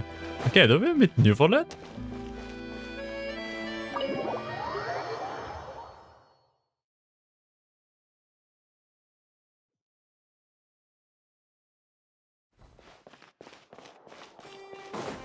Yes, it's definitely a Neuvillette's bureau. Good with his open world quest. One day I will do it. I will actually meet Neuvillette.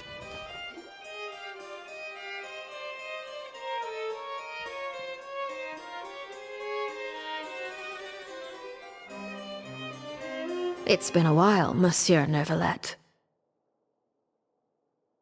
I must say, I wasn't expecting my meeting request to be approved quite so quickly. The Palais Mermonia operates with an efficiency worthy of admiration. It is only right that an esteemed diplomat such as yourself should be afforded the proper level of respect. Although, if I may speak plainly, I must confess that I did not anticipate we would have the occasion to meet again after presenting you with the Gnosis. I see you brought the Traveler and Paimon with you as well. If I may inquire as to the purpose of your visit. I'll be departing Fontaine shortly. There is, however, an outstanding matter that I would like to see resolved before I go. It requires a rather lengthy explanation, I'm afraid. So I took the liberty of explaining everything in this proposal. Please review it at your leisure, Monsieur Neuvillette.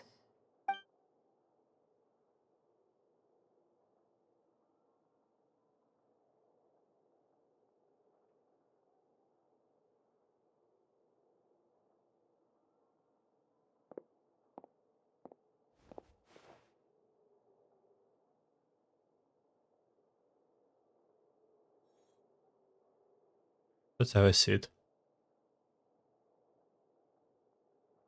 You serious? I understand your request. However, at the risk of causing offense, I must admit that I fail to see why you would wish for such a thing. I heard you have a certain fondness for water tasting, Monsieur Neuvillette, so allow me to use water as an analogy. A family is like a large body of water with countless rivers flowing in and out.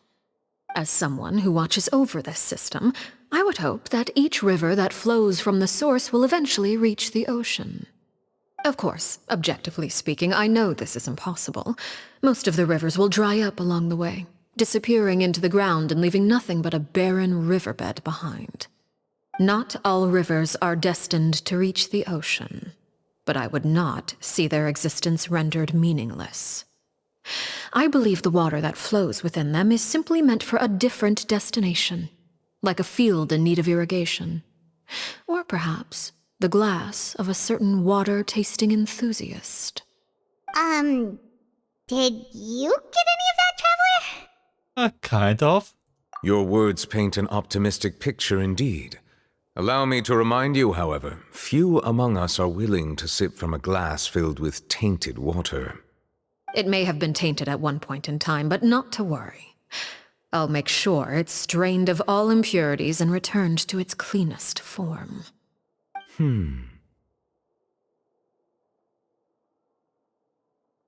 I seem to recall there being a transactional aspect to your proposal.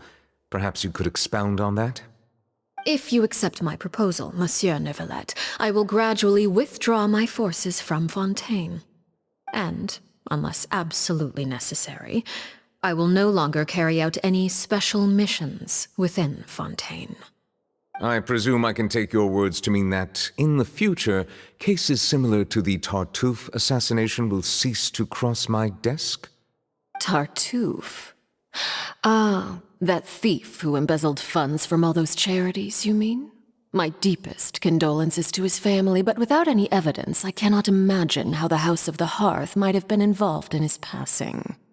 Of course, if you accept my proposal, Monsieur Neuvillette, I'm sure certain measures could be taken to reduce the frequency of such troubles. The air getting tense. You choose your words carefully indeed. In that case, I am inclined to accept your proposal. My thanks for your generosity, Monsieur Neuvillette. Well, with that settled, we should be going now.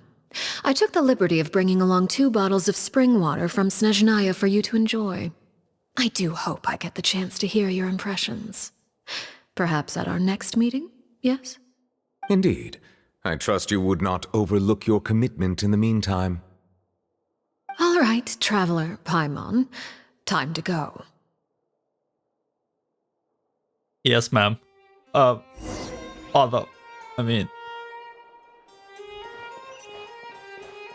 So... You will that? Help. I believe I've told you before that my emotions easily resonate with those of others. Yet in the few meetings I've had with that Harbinger, I haven't been able to sense any aspect of her emotional state. Her mind is like a still body of water.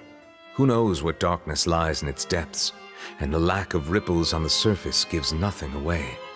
It's unclear whether this is her natural state of being, or whether it's an incredible strength of will that gives her the ability to master her emotions.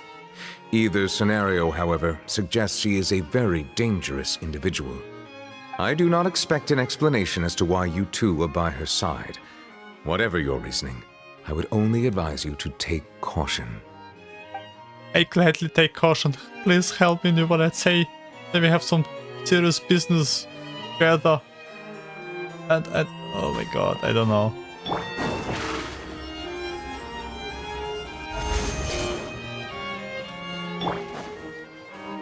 One day.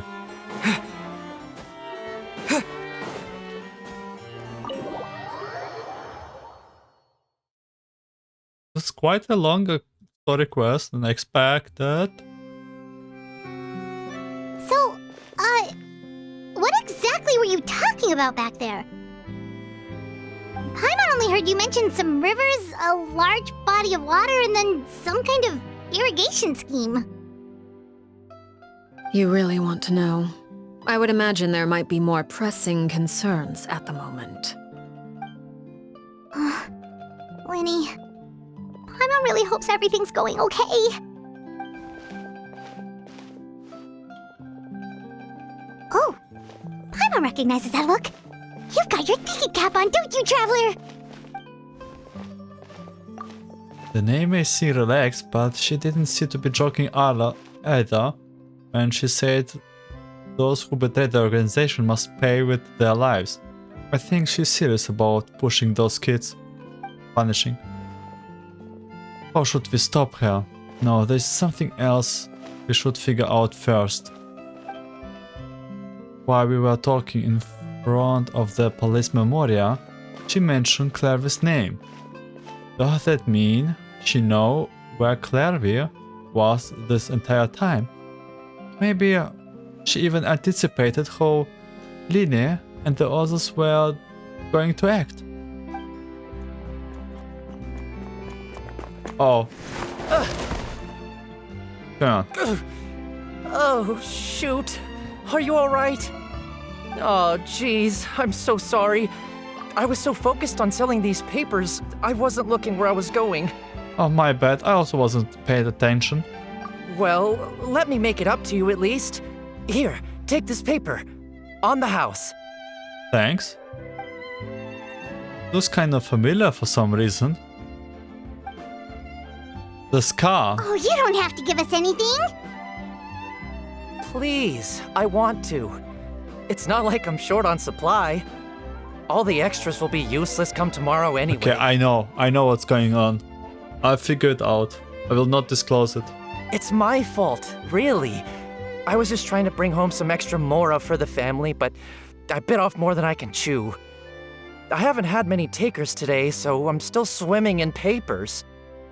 What's going on here? Nothing much. I just ran into your friend here on accident. I should probably get going, actually, so... Hold on. Of course, I'm happy to compensate you with mora, it's just... I don't have any on me at the moment. I'll take 3 papers. Here. Your payment. Oh! Thank you for your patronage. May the Archons bless you with good fortune.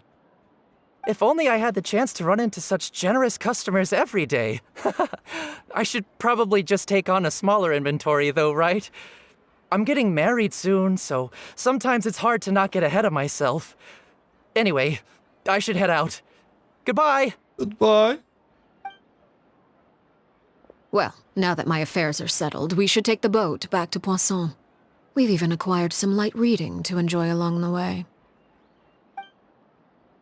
No, Actually, Sim. Why don't we stick around for a little longer? Paimon just realized how hungry she is. She can't head back to Poisson on an empty stomach. Right. Looks like Paimon is trying to buy us some time. If we head back now, I doubt Lyney and the other will have made any progress. What should we do? It appears you two are under the impression that delaying our return will somehow alter the situation in your favor. I'm sorry to ruin your fantasy, but your efforts are meaningless. That being said, I could be persuaded to give Lyney some extra time. I just have one condition. If you agree to my request, I'll even answer some of your questions. You're quite curious about Clervie, are you not? And my relationship to her. Wait, why are you being so generous all of a sudden? You're not gonna ask us to do something bad, are you? You overestimate yourself. You don't have the talent for bad things. Then what can you possibly... The most important consideration in a negotiation is that both sides receive something they want. Demands and threats only get you so far. Your condition. Let's hear it. Wonderful. Here it is. When the time comes, make the choice that you deem most appropriate in the situation, and lend your help to the House of the Hearth. Okay, sounds normal enough. But what do you mean, when the time comes. When is that supposed to be? That is for you to decide. Okay, we accept your condition. Then we have a deal. Follow me.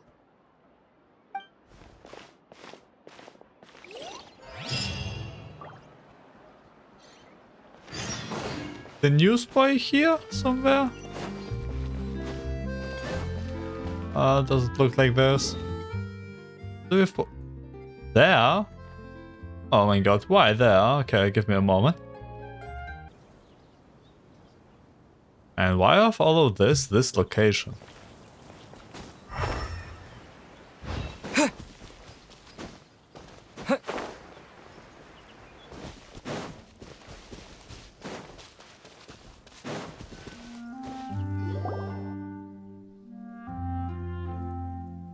What is this place?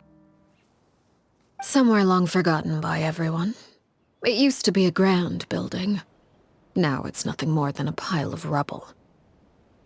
No one comes here anymore, nor does anyone care about what once happened here. Although, this place does have something to do with the story I'm about to tell you. It was before I became a Harbinger, and before Lyney and the others joined the House of the Hearth. Due to certain events, I first killed Clervie and then her mother. And this is where it all happened. Yep, that is from the animated short. You were the one that killed Clervie?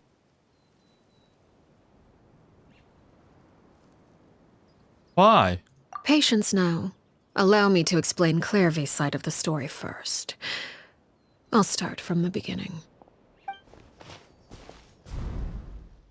Clervie was 6 years old when she was brought by her mother, Crucibina, to live in the House of the Hearth. From the outside, it seemed like a fairy tale. A thriving family made up of kind adults and friendly children. Crucibina was the knave at that time, and the House of the Hearth was under her control. She was Clervie's mother by blood, but she was also the mother to all the children in the house. Clervie was happy here, for a time. But she quickly realized that being part of this family wasn't a fairy tale at all. It was a kind of purgatory. Purgatory? Exactly. The House of the Hearth takes in war orphans from all over Teyvat. But as for how to raise them, that depends entirely on the person in charge. Crucibina came up with a novel idea. She would teach the children to fight, force them to duel each other, and then crown as the king of the house the child who proved themselves most worthy of inheriting her title. It's difficult to estimate the number of children who died or were maimed in the process. There's little I can say about the ones who died. The ones that emerged with permanent injuries, on the other hand, well, they still served a purpose. They would be handed over to the doctor to be experimented on, or sent away on dangerous missions. Nothing more than tools to be used and then discarded. So those were the experiments Clervie was talking about. But what actually happened to her? Oh. What if Cole one of those children too? You said that Clervie was Crucibina's daughter, so if Clervie tried to convince her to stop what she was doing, Crucibina probably would have listened, right? Despite being Clervie's mother, Crucibina cared little for her daughter. She forced Clervie to join the House of the Hearth only as a means to demonstrate her own impartiality as a mother, to prove that she treated all her children equally. Clervie did try to convince her mother to change her ways, but it was to no avail. After her efforts failed, the only other option was to rise up and try to fight back. Unfortunately, the other children had already been thoroughly indoctrinated into the illusion of happiness Crucibina had created. Of course, there was one exception. Someone Clervie's age who knew the truth about the House of the Hearth. Her name was Peruere. You mean Patty? Wait, the friend that Clervie mentioned? Friend huh? I suppose we can call her that for now. Clervie was a cheerful and passionate person with a tenacious spirit. Peruere, on the other hand, was rather cold-blooded. Her cold-blooded nature allowed her to see through Crucibina's facade. Yet, it was also this cold-bloodedness that prevented her from acting against it. At least at first. While Clervie longed for freedom, Peruere was convinced that, amid all the fighting and violence, she would make it until the end. Despite their differences, the two became fast friends, united by their knowledge of the truth. Clervie told Peruere that she hoped to create a real family, where no one would be killed or sacrificed. There may have been a certain naivete to her ideas, but Clervie proved her determination many times over. She tried countless times to run away, ask for help, or expose the truth. But her efforts only earned her beating after beating. The only thing that kept her going was her strength of will. Even with her body racked with pain, she would still stand on her tiptoes and open the window at night. She and Peruere would look out at the moon together, a fierce longing for freedom shining in her eyes. But one day that light simply vanished. Oh no. What happened? Her hopelessness resulted from a culmination of things. 10 years had passed. 10 years worth of failure after failure. She and Peruere weren't children anymore, but finding any chance to escape still seemed as hopeless as ever. It was during this time that Peruere suggested a new plan. If escaping was out of the question, why not take down the very person sitting on top of this throne of lies? Mother herself. Clervie rejected that proposal. She claimed that, as a famous harbinger, Crucibina possessed an unimaginable amount of power. Trying to kill her would have an incredibly low chance of success. Clervie never gave another reason, but Peruere could see it written all over her face. Clervie still thought of Crucibina as her mother. Killing her own flesh and blood was a line she couldn't bring herself to cross. If she couldn't escape and fight back, then only one option remained. Death. Precisely. Death was the only way that she felt she could be free. It happened during a duel. When she arrived at the dueling ring that day, her partner turned out to be none other than Peruere, the very person that had stood by her side all those years. It was a fierce battle. But ultimately, Clervie decided to let Peruere end her life. From that moment on, Peruere's journey was one written in flames. When the rain finally came and washed it all away, there she stood, the sole victor in Mother's endless game of slaughter, a trail of corpses strewn across her path to success. It was the very result she had predicted 10 years prior. Even then, she believed she would make it until the end. She wasn't surprised by the fact that she emerged as Mother's undisputed heir. Rather, her success left her with an inexplicable sense of restlessness. She was unsettled, and there was only one thing that could quell that sensation. Perhaps you two would like to take a guess as to what it was? Killing the very person at the top. Crucibina, you mean? But... Correct. This is the place where Peruere killed her best friend. A mere year later, this is also the place where she fought tooth and nail to kill the mother they shared. The moment she acted, any conception of what was right or wrong ceased to matter. It's one of the principles of the house. Only those who survive get to write the rules. Peruere won the battle, and became a harbinger herself. After which Her Majesty, the Tsaritsa, bestowed upon her a new name. Arlecchino.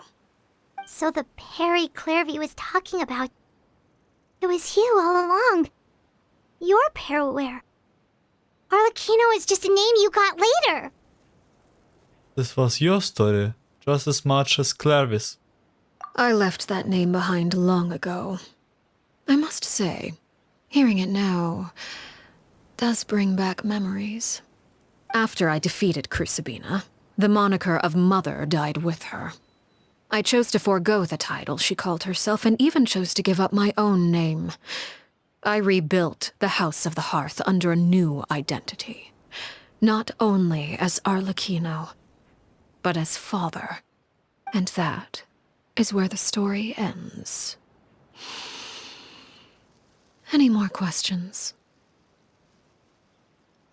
But the Clervie we met, though, who is she exactly? Yeah. Based on what you just told us, Clervie wasn't a little kid when she was killed. So the Clervie we met... Was she really a spirit at all? I suppose you could call her an illusion born of flame. Her existence is like ashes to a fire. Something left over in the wake of blaze and ruin. You see, a certain power runs through my veins. It's not unlike a curse. My flames leave behind shadows of anything they consume. Of course, the chances of those shadows morphing into a sentient entity are exceedingly slim. Clervie is a very special case. Clervie died when she was 16 years old, but what emerged from the flames was her 6-year-old self. Her appearance wasn't the only thing affected. Most of her memories were lost to the blaze as well. Memory is a mysterious thing indeed. Losing a portion of your memories will alter your sense of self. Lose 10 years' worth, however, and it would be like living in the past. Like returning to a version of yourself that never grew up. No wonder Paimon got such a weird feeling when we were talking to her. Perhaps I should put it this way. Clervie is someone trapped in time. It may seem like she exists with us in the present, but she truly lives in the confines of her own past. So if all of that is true, then you must have known about Clervie for a long time. Indeed. She's a rather volatile and unstable entity. Sometimes she would look after the children. She's even saved some of their lives. But other times, she would hide from me and become obsessed with revealing the truth about the house to anyone who will listen. Shadows don't have the capacity to learn or grow. Any new information they encounter is quickly forgotten over time. Your attempts to expose Clervie to sunlight. They failed, yes? The reason is actually quite simple. In Clervie's mind, the house is impossible to escape, and it is this very perception that traps her there. But no matter. All I have to do is kill her again, and all will be resolved. I don't anticipate so much as a single speck of ash will be left behind this time. Wait! Paimon can understand why you might want her gone, but isn't there another way? So what if she's trapped in her 6-year-old self? She's still your friend! At least talk to her first!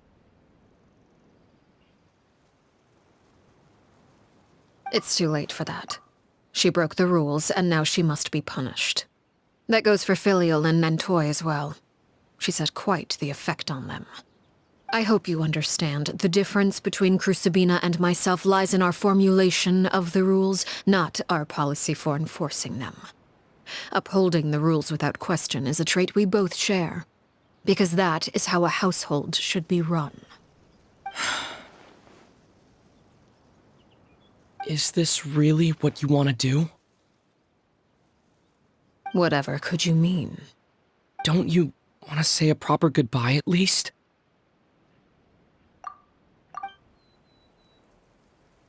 Whether as a killer or as a father, there are two things that must be avoided at all costs: anger and sorrow. Anger makes you impulsive. Sorrow causes you to waver. Well, It appears it's about time to proceed. Before we arrived, I told some of my well-behaved children to bring our troublemakers here by nightfall. I do believe I've kept my end of the deal. I gave your friends quite a bit more time. As for what happens now, we'll just have to wait and see. By the way, all of a sudden... Here they are, Father. Oh... Clervie is also with them. By the way, we did hear Traveler speak all of a sudden. Oh, you gonna execute him? Seeing something like that would actually be a first for me. Lyney! Clervie? I'm sorry. I heard about how you helped buy us more time. But I still failed. I couldn't find a way to fulfill her wish. Huh? Buddy? Are you... Perry? Indeed, it's been a while, Clervie. Perry! Shh. Stay right there. I'm sorry to postpone our reunion, but first, I believe certain scores need settling. This is bad, this is bad, this is bad, this is bad. Father, let me explain. Out of my way. Father! You chose to conceal a threat to the house, and for that, you must be punished. Overall, however, I suppose your wrongdoing is hardly the most egregious of the bunch, so I'll deal with your punishments later. As for right now, the more pressing concerns are the traitors among us. By traitors? Do you mean us? Father, let me explain. We didn't mean to... Fultz, why don't you share what you heard? Yes, Father. Secret Midnight Meeting number 3. Participants, Filial, Nantoi, Sato, Toddy. Nantoi clearly said, if only Father wasn't the one who took us in. Sato added, I'm sick of this life. I just want to live as a normal person. Filial was the worst of them all. She called us crazies and said a bunch of mean things about Father. I did not! You're lying! Fultz is trying to frame us. It's not like I'm the only one who heard those things. After that, you and Toddy and a bunch of other people started talking about Clervie. You were using all those things Clervie brought up as an excuse to question Father. We're birds locked in a cage. The only way out is to destroy it. That's what you said, wasn't it? You little... You just want me gone, don't you? What did I ever do to you, huh? And you, Sheplo, have you forgotten who stood by your sickbed, watched over you, and changed your dressings? Come on, let's hear it then. What's your reason for all this?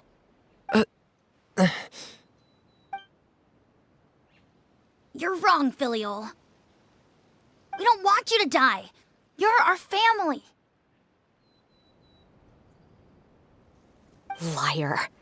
You wouldn't be doing this if that were the case. So why? Why have you backed us into a corner? We all live in the House of the Hearth. You know the type of work we do, Filial. A single betrayal can cost dozens of us our lives. It's not like it's never happened before. That kind of thing is hard to forget.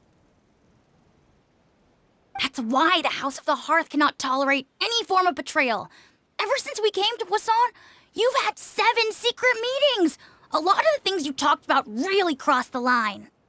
You've been spying on us for half a month? Wait a second. Now that I think about it, the move to Poisson was just a way to make it easier to spy on us, wasn't it? Because we were all in one place. You've had this planned all along.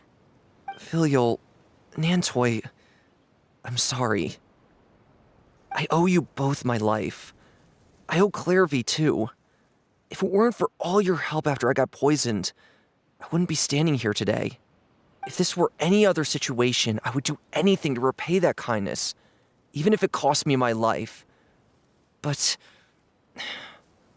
rules are rules. I'm sorry. My hands are tied. Why? Why? That's enough, Filial. We made a mistake, and we should own up to it. We broke the rules, plain and simple. And now we have to face the consequences. I'm sorry, Chapleau. Foltz. I'm sorry, Father. We accept our punishment. Chapleau, according to the rules of the House of the Hearth, No. how should these traitors be punished? Wait. All those who betray the house pay with their lives. Oh, no.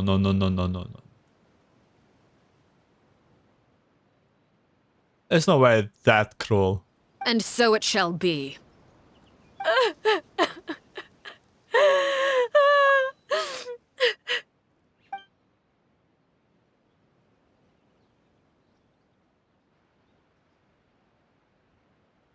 Father, please wait! Something you want to say, Lyney? Please reconsider, Father. What Filial and the others did, does it really count as betrayal? We all come from broken families. From the very first day we joined the House of the Hearth, we wanted nothing more than to make it a real home. But the truth is, none of us know what a real home should look like. I'm not saying I have all the answers. All I know is this. Killing Filial and the others may uphold the rules, but doing so will only bring us further away from being a real family than we've ever been. So please, Father, please reconsider. Come on, this is the very place where the things in Out of the Heart changed. Surely it will try to do the same. By, I hope not killing, but maybe setting back Arlecchino? I agree with Lyney. Father, please. Lyney, you...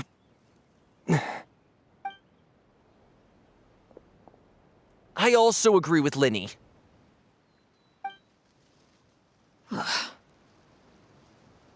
An order once given cannot be rescinded. However, given the extent of your determination, I suppose we shall have to go about this a different way. Draw your weapons. Oh my god. And face me. Actually repeating the weapons? past? Father, are you referring to a duel? Precisely. The rules of the house will not be altered. Traitors must be punished. However, resolving disputes with a duel is also one of our rules, one that also applies to me. Demonstrate a sufficient showing of strength, and I shall offer a concession. Wait. Beat Father in a duel? Impossible. Father is way too strong, even for Lyney. Is this our time to decide to help?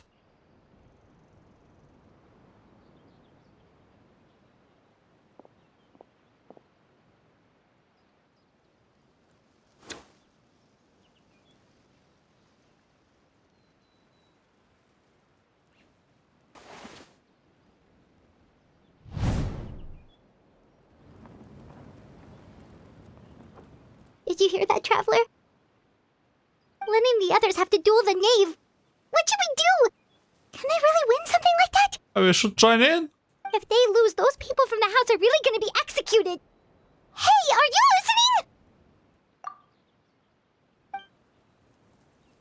Is executing them really what she wants? I don't think so. Don't you want to say a proper goodbye at least? Anger makes you impulsive. Sorrow causes you to waver. Back then, never actually answered my question. But that makes the answer pretty obvious, doesn't it? Oh. Looking at that expression on her face, she seems really serious about this. Guess that means there's no chance she's throwing the duel on purpose, huh? There's no way the grave will lose on purpose. Although... When guests are around, families are often on their best behavior. And any disputes are less likely to escalate. Does it look like this? When the time comes, make the choice that you deem most appropriate in the situation, and lend your help to the House of the Hearth. You're both House of the Heart. What's wrong, Traveler? Hey, where are you going? Traveler? I would like to see myself what the fort of the Fatui can do. You're asking to join the duel against the knave? Let's go! If that's... okay. I'll allow it. We do have a ready-made dueling ring at our disposal, after all. Oh, it's time for battle? All I would advise is this. Keep a firm grasp on your weapon, and give it your all. Any less, and you may just lose your life. No, no, no, no. I don't have the proper team for it. Can I change my team? Oh. My god, this reminds me of Dark Souls fights.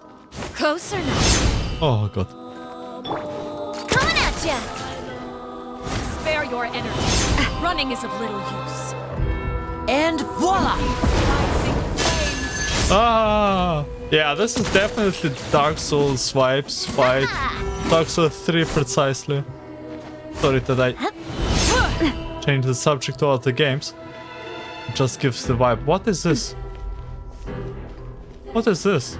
Father's even stronger than I expected. Oh my god. Spare your energy. Running is Attack!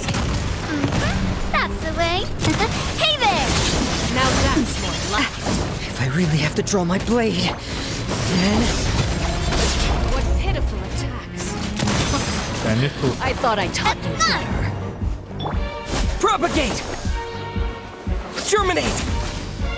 With the fall of darkness, destruction shall rise. Watch out for Father's movement! Taste of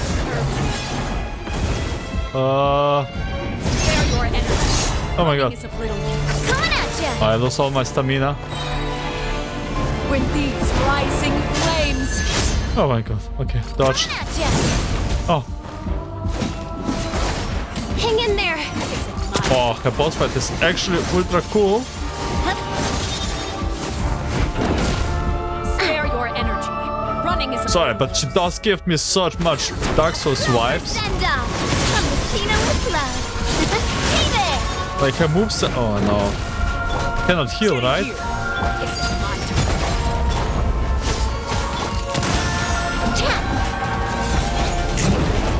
Use charge attack. Oh.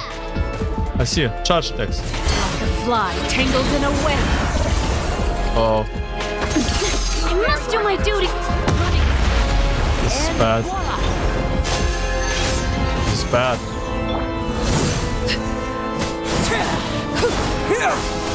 Is it my turn? Don't have the proper team for it. Spare your energy. Can I heal Navia?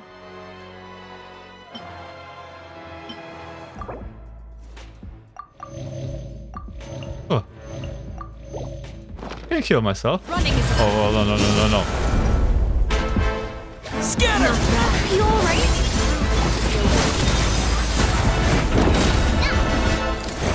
Is it Coming at ya! A proper send-off! From the Cena with Okay, looks like we are beating her.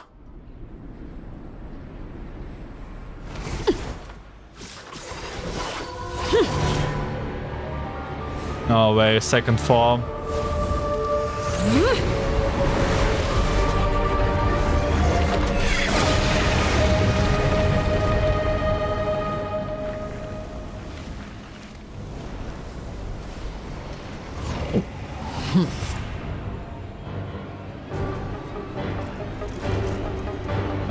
Let me guess, this is the actual boss fight. Can I change my team, please? Oh! coming at ya! My blade is all that remains. Over here! Propagate! It's my story mission. Oh my god, she's like Spider. Witness my rise. Coming at ya! Oh my god. No, no, no, no, no, no, no, no. Step on up! Peruere. Scatter! Hey there! Now's our chance! Who's charge attack?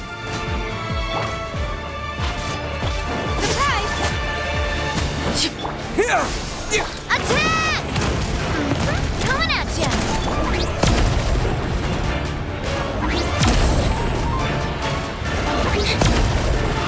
Watch out for Father's movements! Look out! That's definitely something to pay attention to.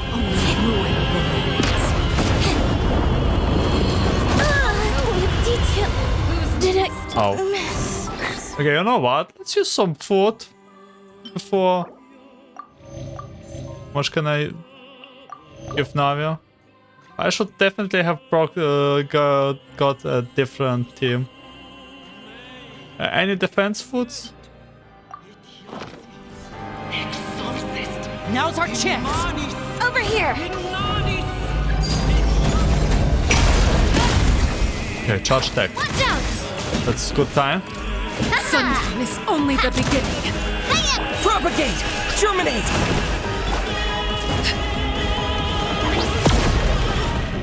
Watch out for Father's movements! Look out!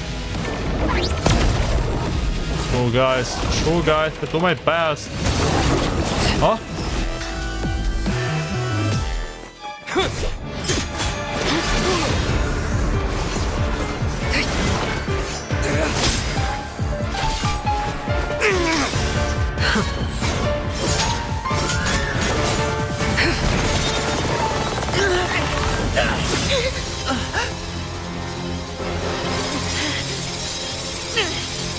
You should know better than to crowd in one place.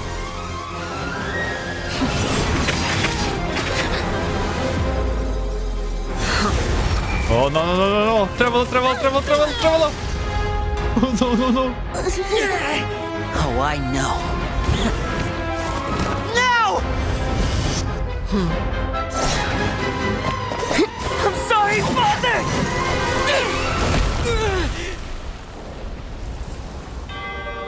He's too strong. Sorry for what? This pitiful excuse for an attack.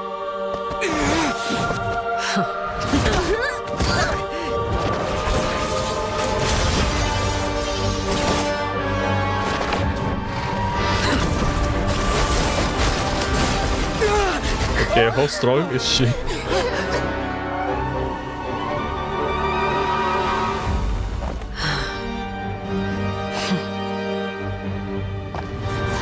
No, no, no, no, no, no, no. Father, no! Come on. We're still using dual blade. Made it out, did you? You're stronger than I expected. I mean, we have no other helps.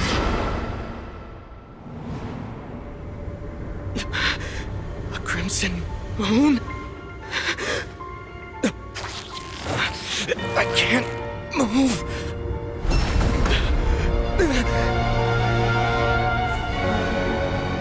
Whoa, whoa, whoa, whoa, whoa, whoa, whoa, whoa, whoa. That's good. Bad.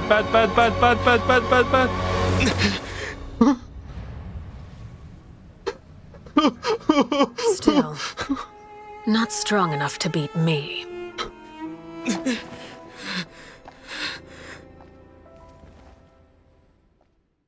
We're almost dead.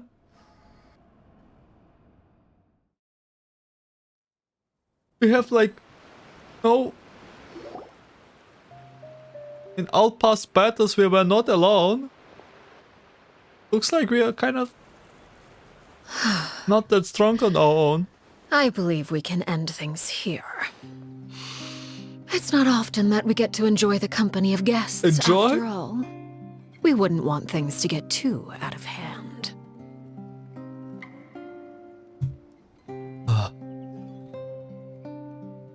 Okay, calm down. Brother, are you alright? Lyney! Given that I am the victor of this duel, as agreed, the punishment stands. No! I never thought things would end like this. However, everyone involved in the duel demonstrated a remarkable level of strength and determination. In light of this, I'm prepared to change the method of execution. God. Elwar, the bottled flames I gave you for safekeeping. Do you still have them? Yes? I wasn't sure what they were for, but I've kept them super safe. I didn't lose a single one. Wonderful.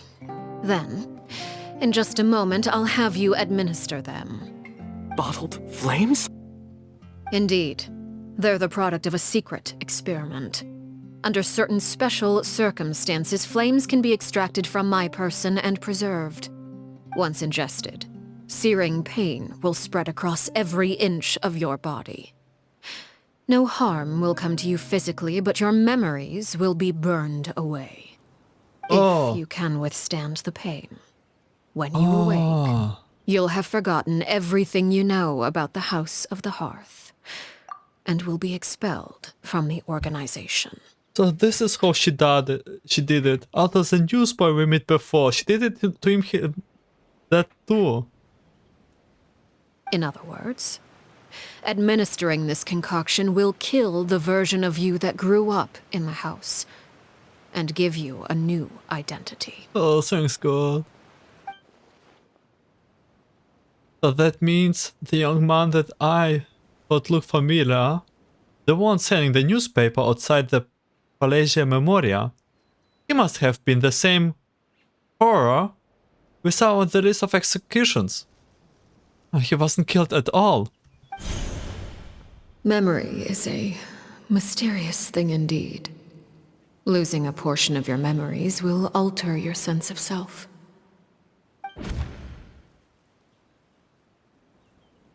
Now, if my understanding of the knife is right, she really thinks of that as killing him. The horror that lived in the House of Heart's death. The one that remained is simply a normal person living out his life with his beloved. Even so, it's much better than actually ending their lives. So, you're just letting us go, Father? Looks like. You misunderstand. Memories are extremely important. Once consumed by flame, the version of you standing before me will die, and our secrets will die with you. So no, I don't intend to just let you go, because the person who survives will be nothing but a stranger. Even so, I won't have to live in fear anymore. I'm sorry, Father. I'm sorry I let you down. But I really... Don't cry, Filial. You haven't left the house yet, so there are still rules to be followed, yes? Remember what I taught you. Anger makes you impulsive, sorrow causes you to waver. Don't let yourself be controlled by your emotions. Of course. I'll remember. I don't. Dry your tears, and go pursue the life you really want. Yes, Father. Chaplot, Foltz, Elwar, take them back to Poisson. And bring Lyney and the others as well. I prepared 3 extra vials of bottled flames. As for whether to take them, the choice is yours. Goodbye, children.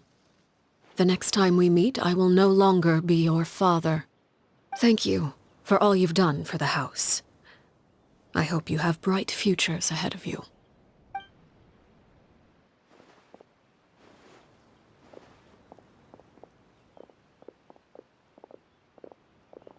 Father. Let's go.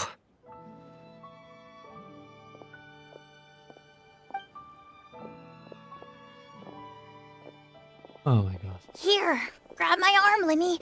I'll help you walk back. Thank you. Yeah, what about you? Clervie.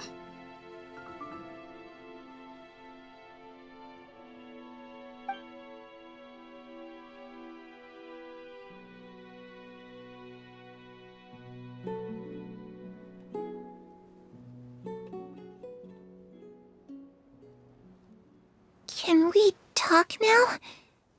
I've been waiting for a super long time. You really are Perry, aren't you? I haven't seen you in so long. How come you're all grown up? Wait, did I somehow travel to the future on accident? Or am I dreaming? What a long dream. Neither. You died, Clervie. That's what happened. You could have at least sugarcoated it a little. Look, she's so speechless. Then I would say she's probably had enough lies. Oh. Okay then. Huh? That's it? You accepted it just like that? Yep. If that's what Perry says happened, then I believe her. Perry wouldn't lie to me. Plus, I don't really need to know why I'm like this. I'm more curious about what happens in the future.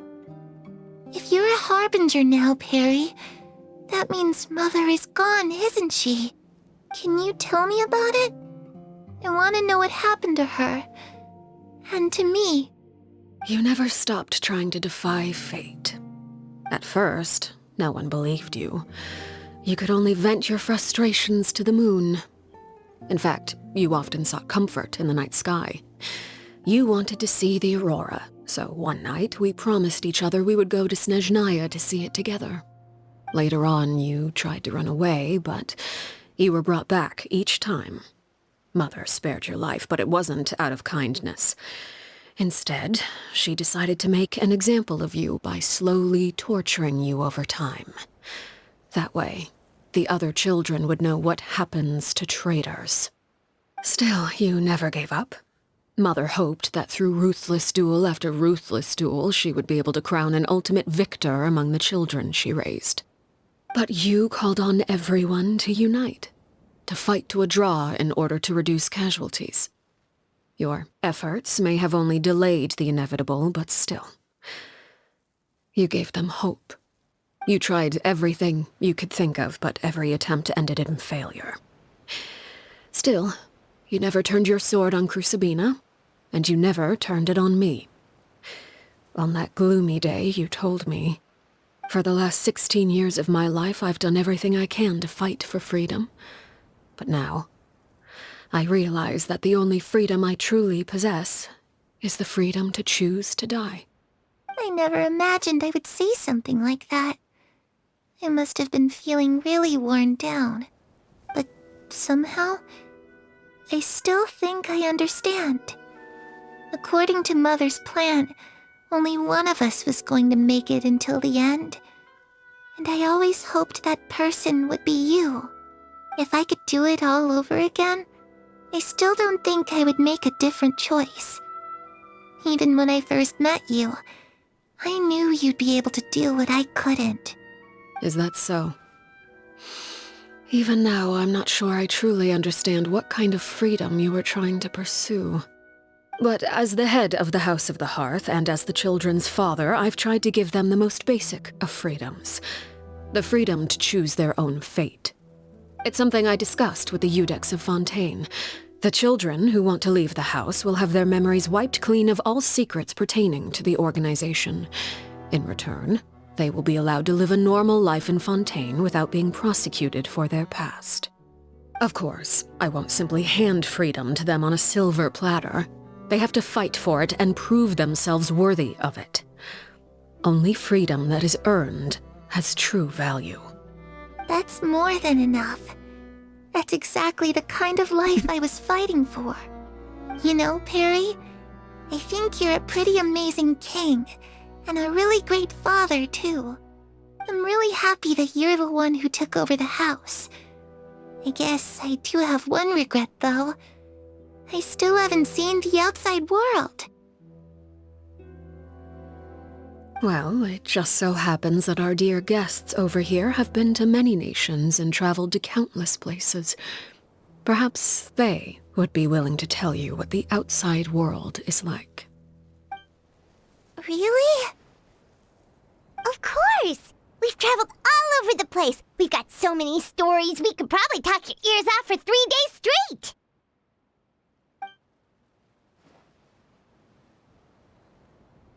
Talk about the land of Animo Nation of Freedom, Geo Nation of Contacts, Electro Nation of Eternity, Dendro Nation of Wisdom. You know, I used to dream of being a bard. Playing the lute while singing into the winds of freedom. Even if there was no one there to listen, I would have continued to sing no matter what. Ah, that's where Mora comes from. I never knew that before. If I asked Mora, I would buy 3 new dresses. One for me, one for Perry, and one for Mother. It's just too bad Perry doesn't like wearing dresses. And Mother, well, she probably wouldn't accept something like that either. I guess I'd just have to keep them all for me then. I could wear a different one every day. Talk about the Electro Nation of Eternity. Those yokai you mentioned, what do they look like? I once saw a drawing of this one guy with horns on his head and a super scary face. Are there any yokai like that? Even here is Ito there. Ito is everywhere. Oh, sounds like you're talking about an Oni. Yep, we've met one, and let Paimon tell you, they're not nearly as scary as they look.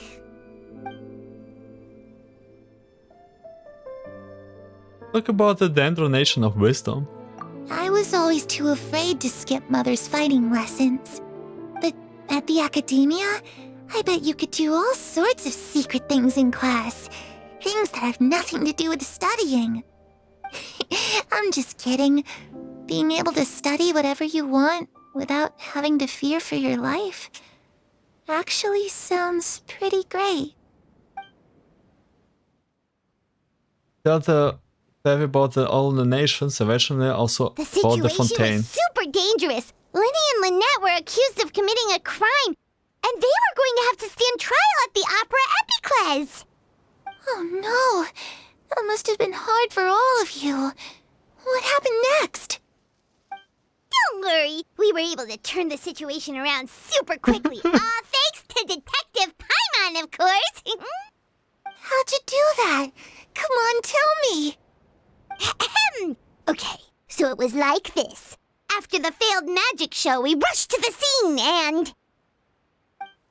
Clervie is listening really intently to Paimon's story about our time in Fontaine. She seems really happy, like all her troubles have been forgotten.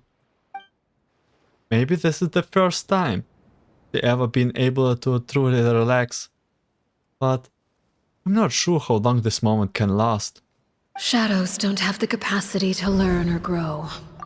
Any new information they encounter is quickly forgotten over time.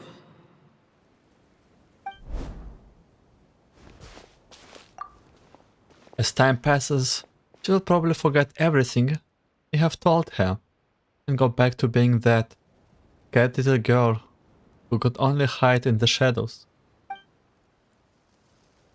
I was so busy thinking, I almost didn't notice. The sun has risen. Time to go back home, Clervie. Clervie, you've worked tirelessly from the shadows to overthrow the House of the Hearth. Now, by my authority as the Knave, I shall announce how this matter ends. You are hereby expelled from the House of the Hearth. You are no longer tied to this place, nor are you bound by its rules. You're saying that I can finally leave? I get to experience the outside world as well? Yes. Oh, I almost forgot. There's no getting older for me. who you grew up to be makes me really happy, Peruere. Take care of yourself. Goodbye. May we meet again someday.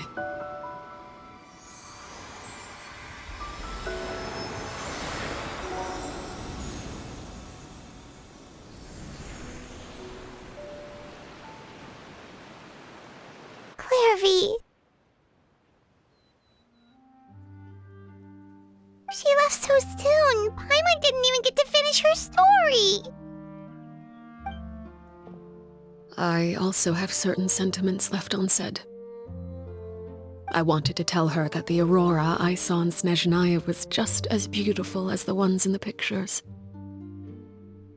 But a shadow's memories reset at dawn. Had we delayed any longer, we wouldn't have had the time to say goodbye. Whatever regrets may linger, let them be lost to the coming of a new day. Lyney? Father? It's Lyney! Hey, Lyney!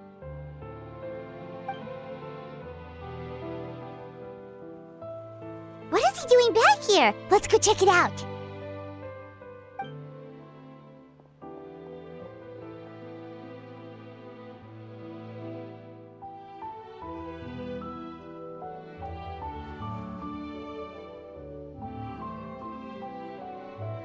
Father, the bottled flames have been administered. Filial and the others have left the house. And you? What have you decided? Thank you for giving us that choice, Father. But we never wanted to leave the house. It's the only home we've ever known. Lynette and Freminet feel the same way. They're recuperating back at the Hotel Bouffe d'été. But I decided to come back and tell you where we stood. I'm sure you're well aware of the expectations I have for you. I want you to follow in my footsteps and become the next king of the house. Yet you seem to have different ideas. I must admit, I'm rather surprised by your decision to stay. There's nothing wrong with choosing to live a quiet life. Leading this organization is a heavy responsibility, one not so easily carried by someone forced onto the throne. I just never understood what you saw in me. What made you believe I was deserving of that throne? You're brave, talented, and, most importantly, you cherish your family. You would do anything to protect them, even if it costs you your life.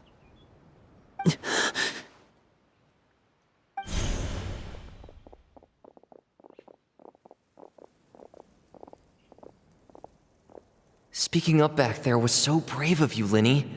It's all thanks to you that we were able to convince Father to back down. You're a hero, Lyney. Hero. Father is the real hero. Had Father gone all out during the duel, there's no way I would have walked away with my life. She must have had it all planned from the beginning, from the very moment she suggested a duel. I'm not deserving of that title. I'm not strong enough or smart enough. You're wrong.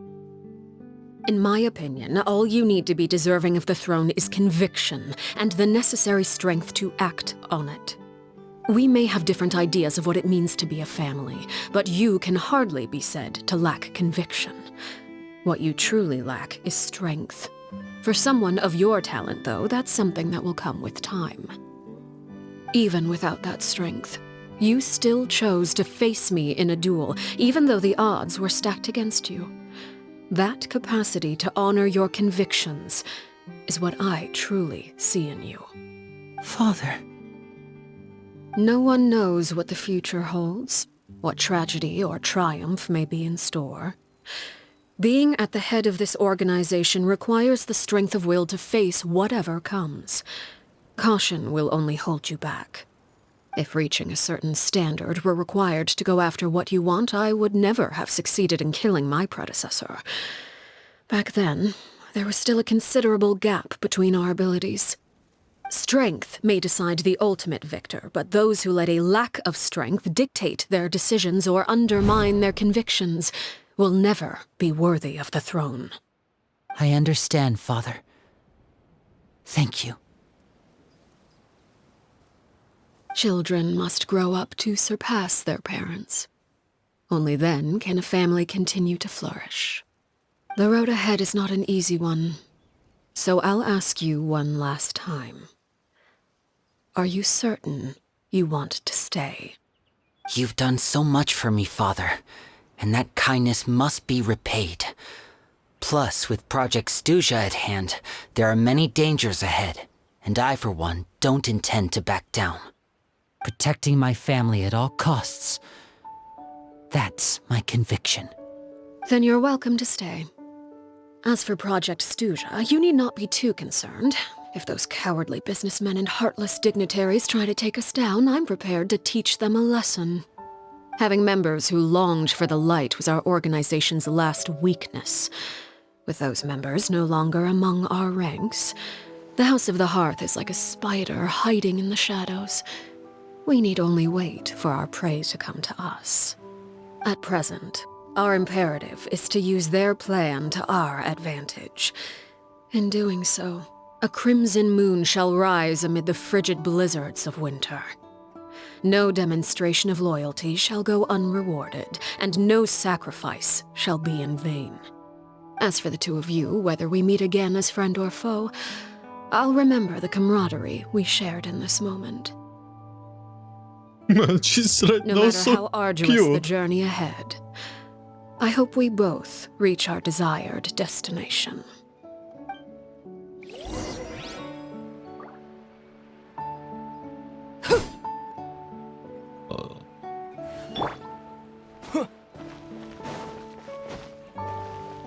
And she's too awesome right now.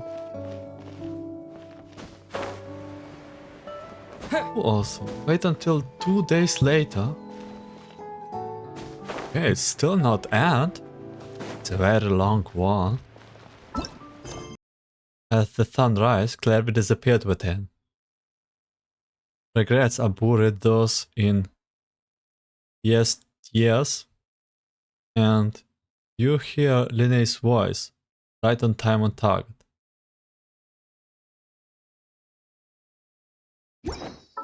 Yeah, wait 2 days. Didn't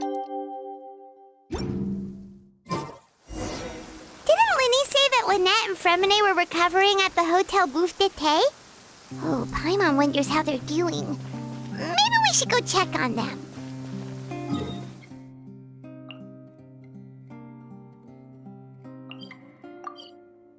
Let's go here so we can heal. Top of it.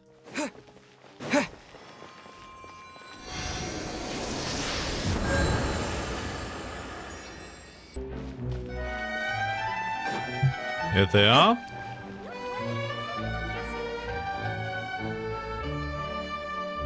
Lynette? Freminet? How are you feeling? Much better. Whew, what a relief! What about you? Are you feeling alright? There's no need to worry. I knew you'd come out unscathed. Us, on the other hand, well, we've been bedridden for 2 days. I couldn't even turn over. Oh, and I wanted to ask, is Clervie gone? Lyney and the other members have left Poisson and returned to the House of the Hearth. According to him, there haven't been any more sightings of a spirit roaming the house. We beat her pretty well under a blanket of sunlight and fulfill her wish. I see. I'm glad. Father came to check up on us 2 days ago and told us about what happened with Crusabina and Clervie. Actually, I've met Crusabina before.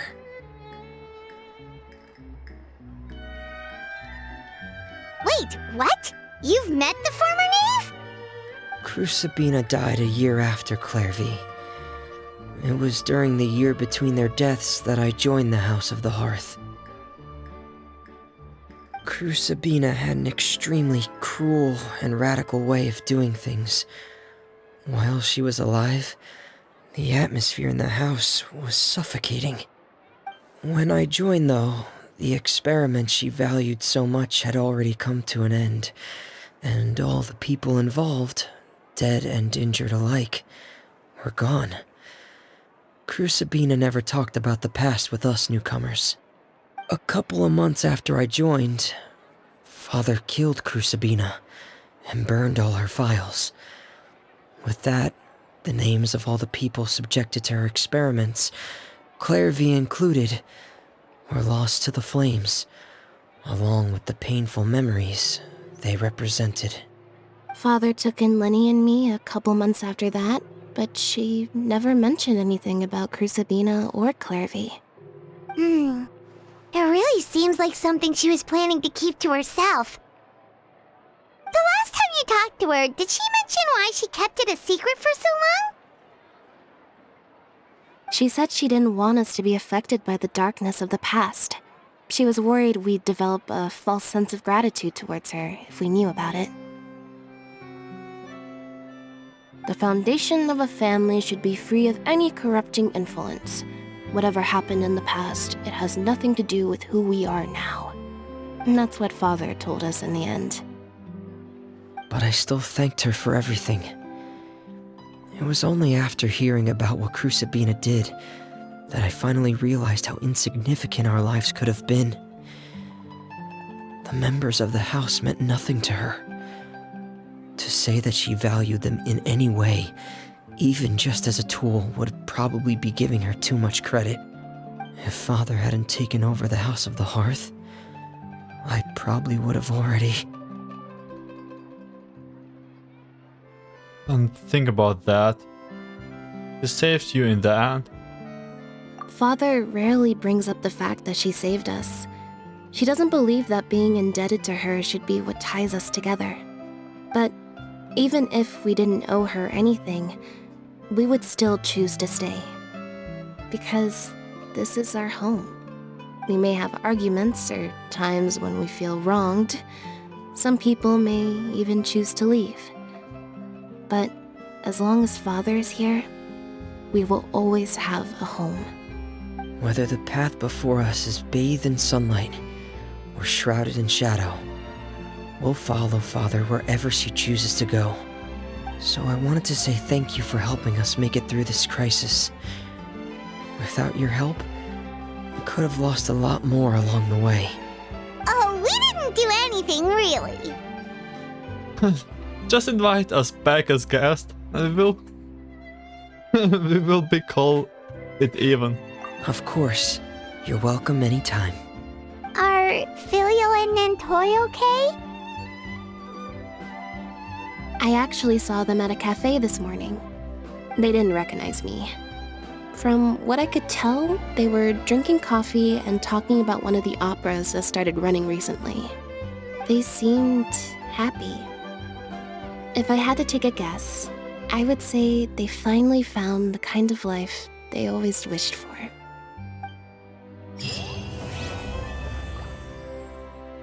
Oh, that's it?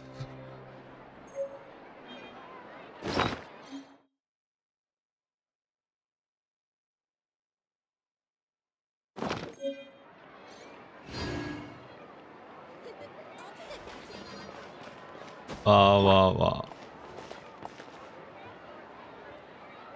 Yeah. We done the quest and she is ultra strong.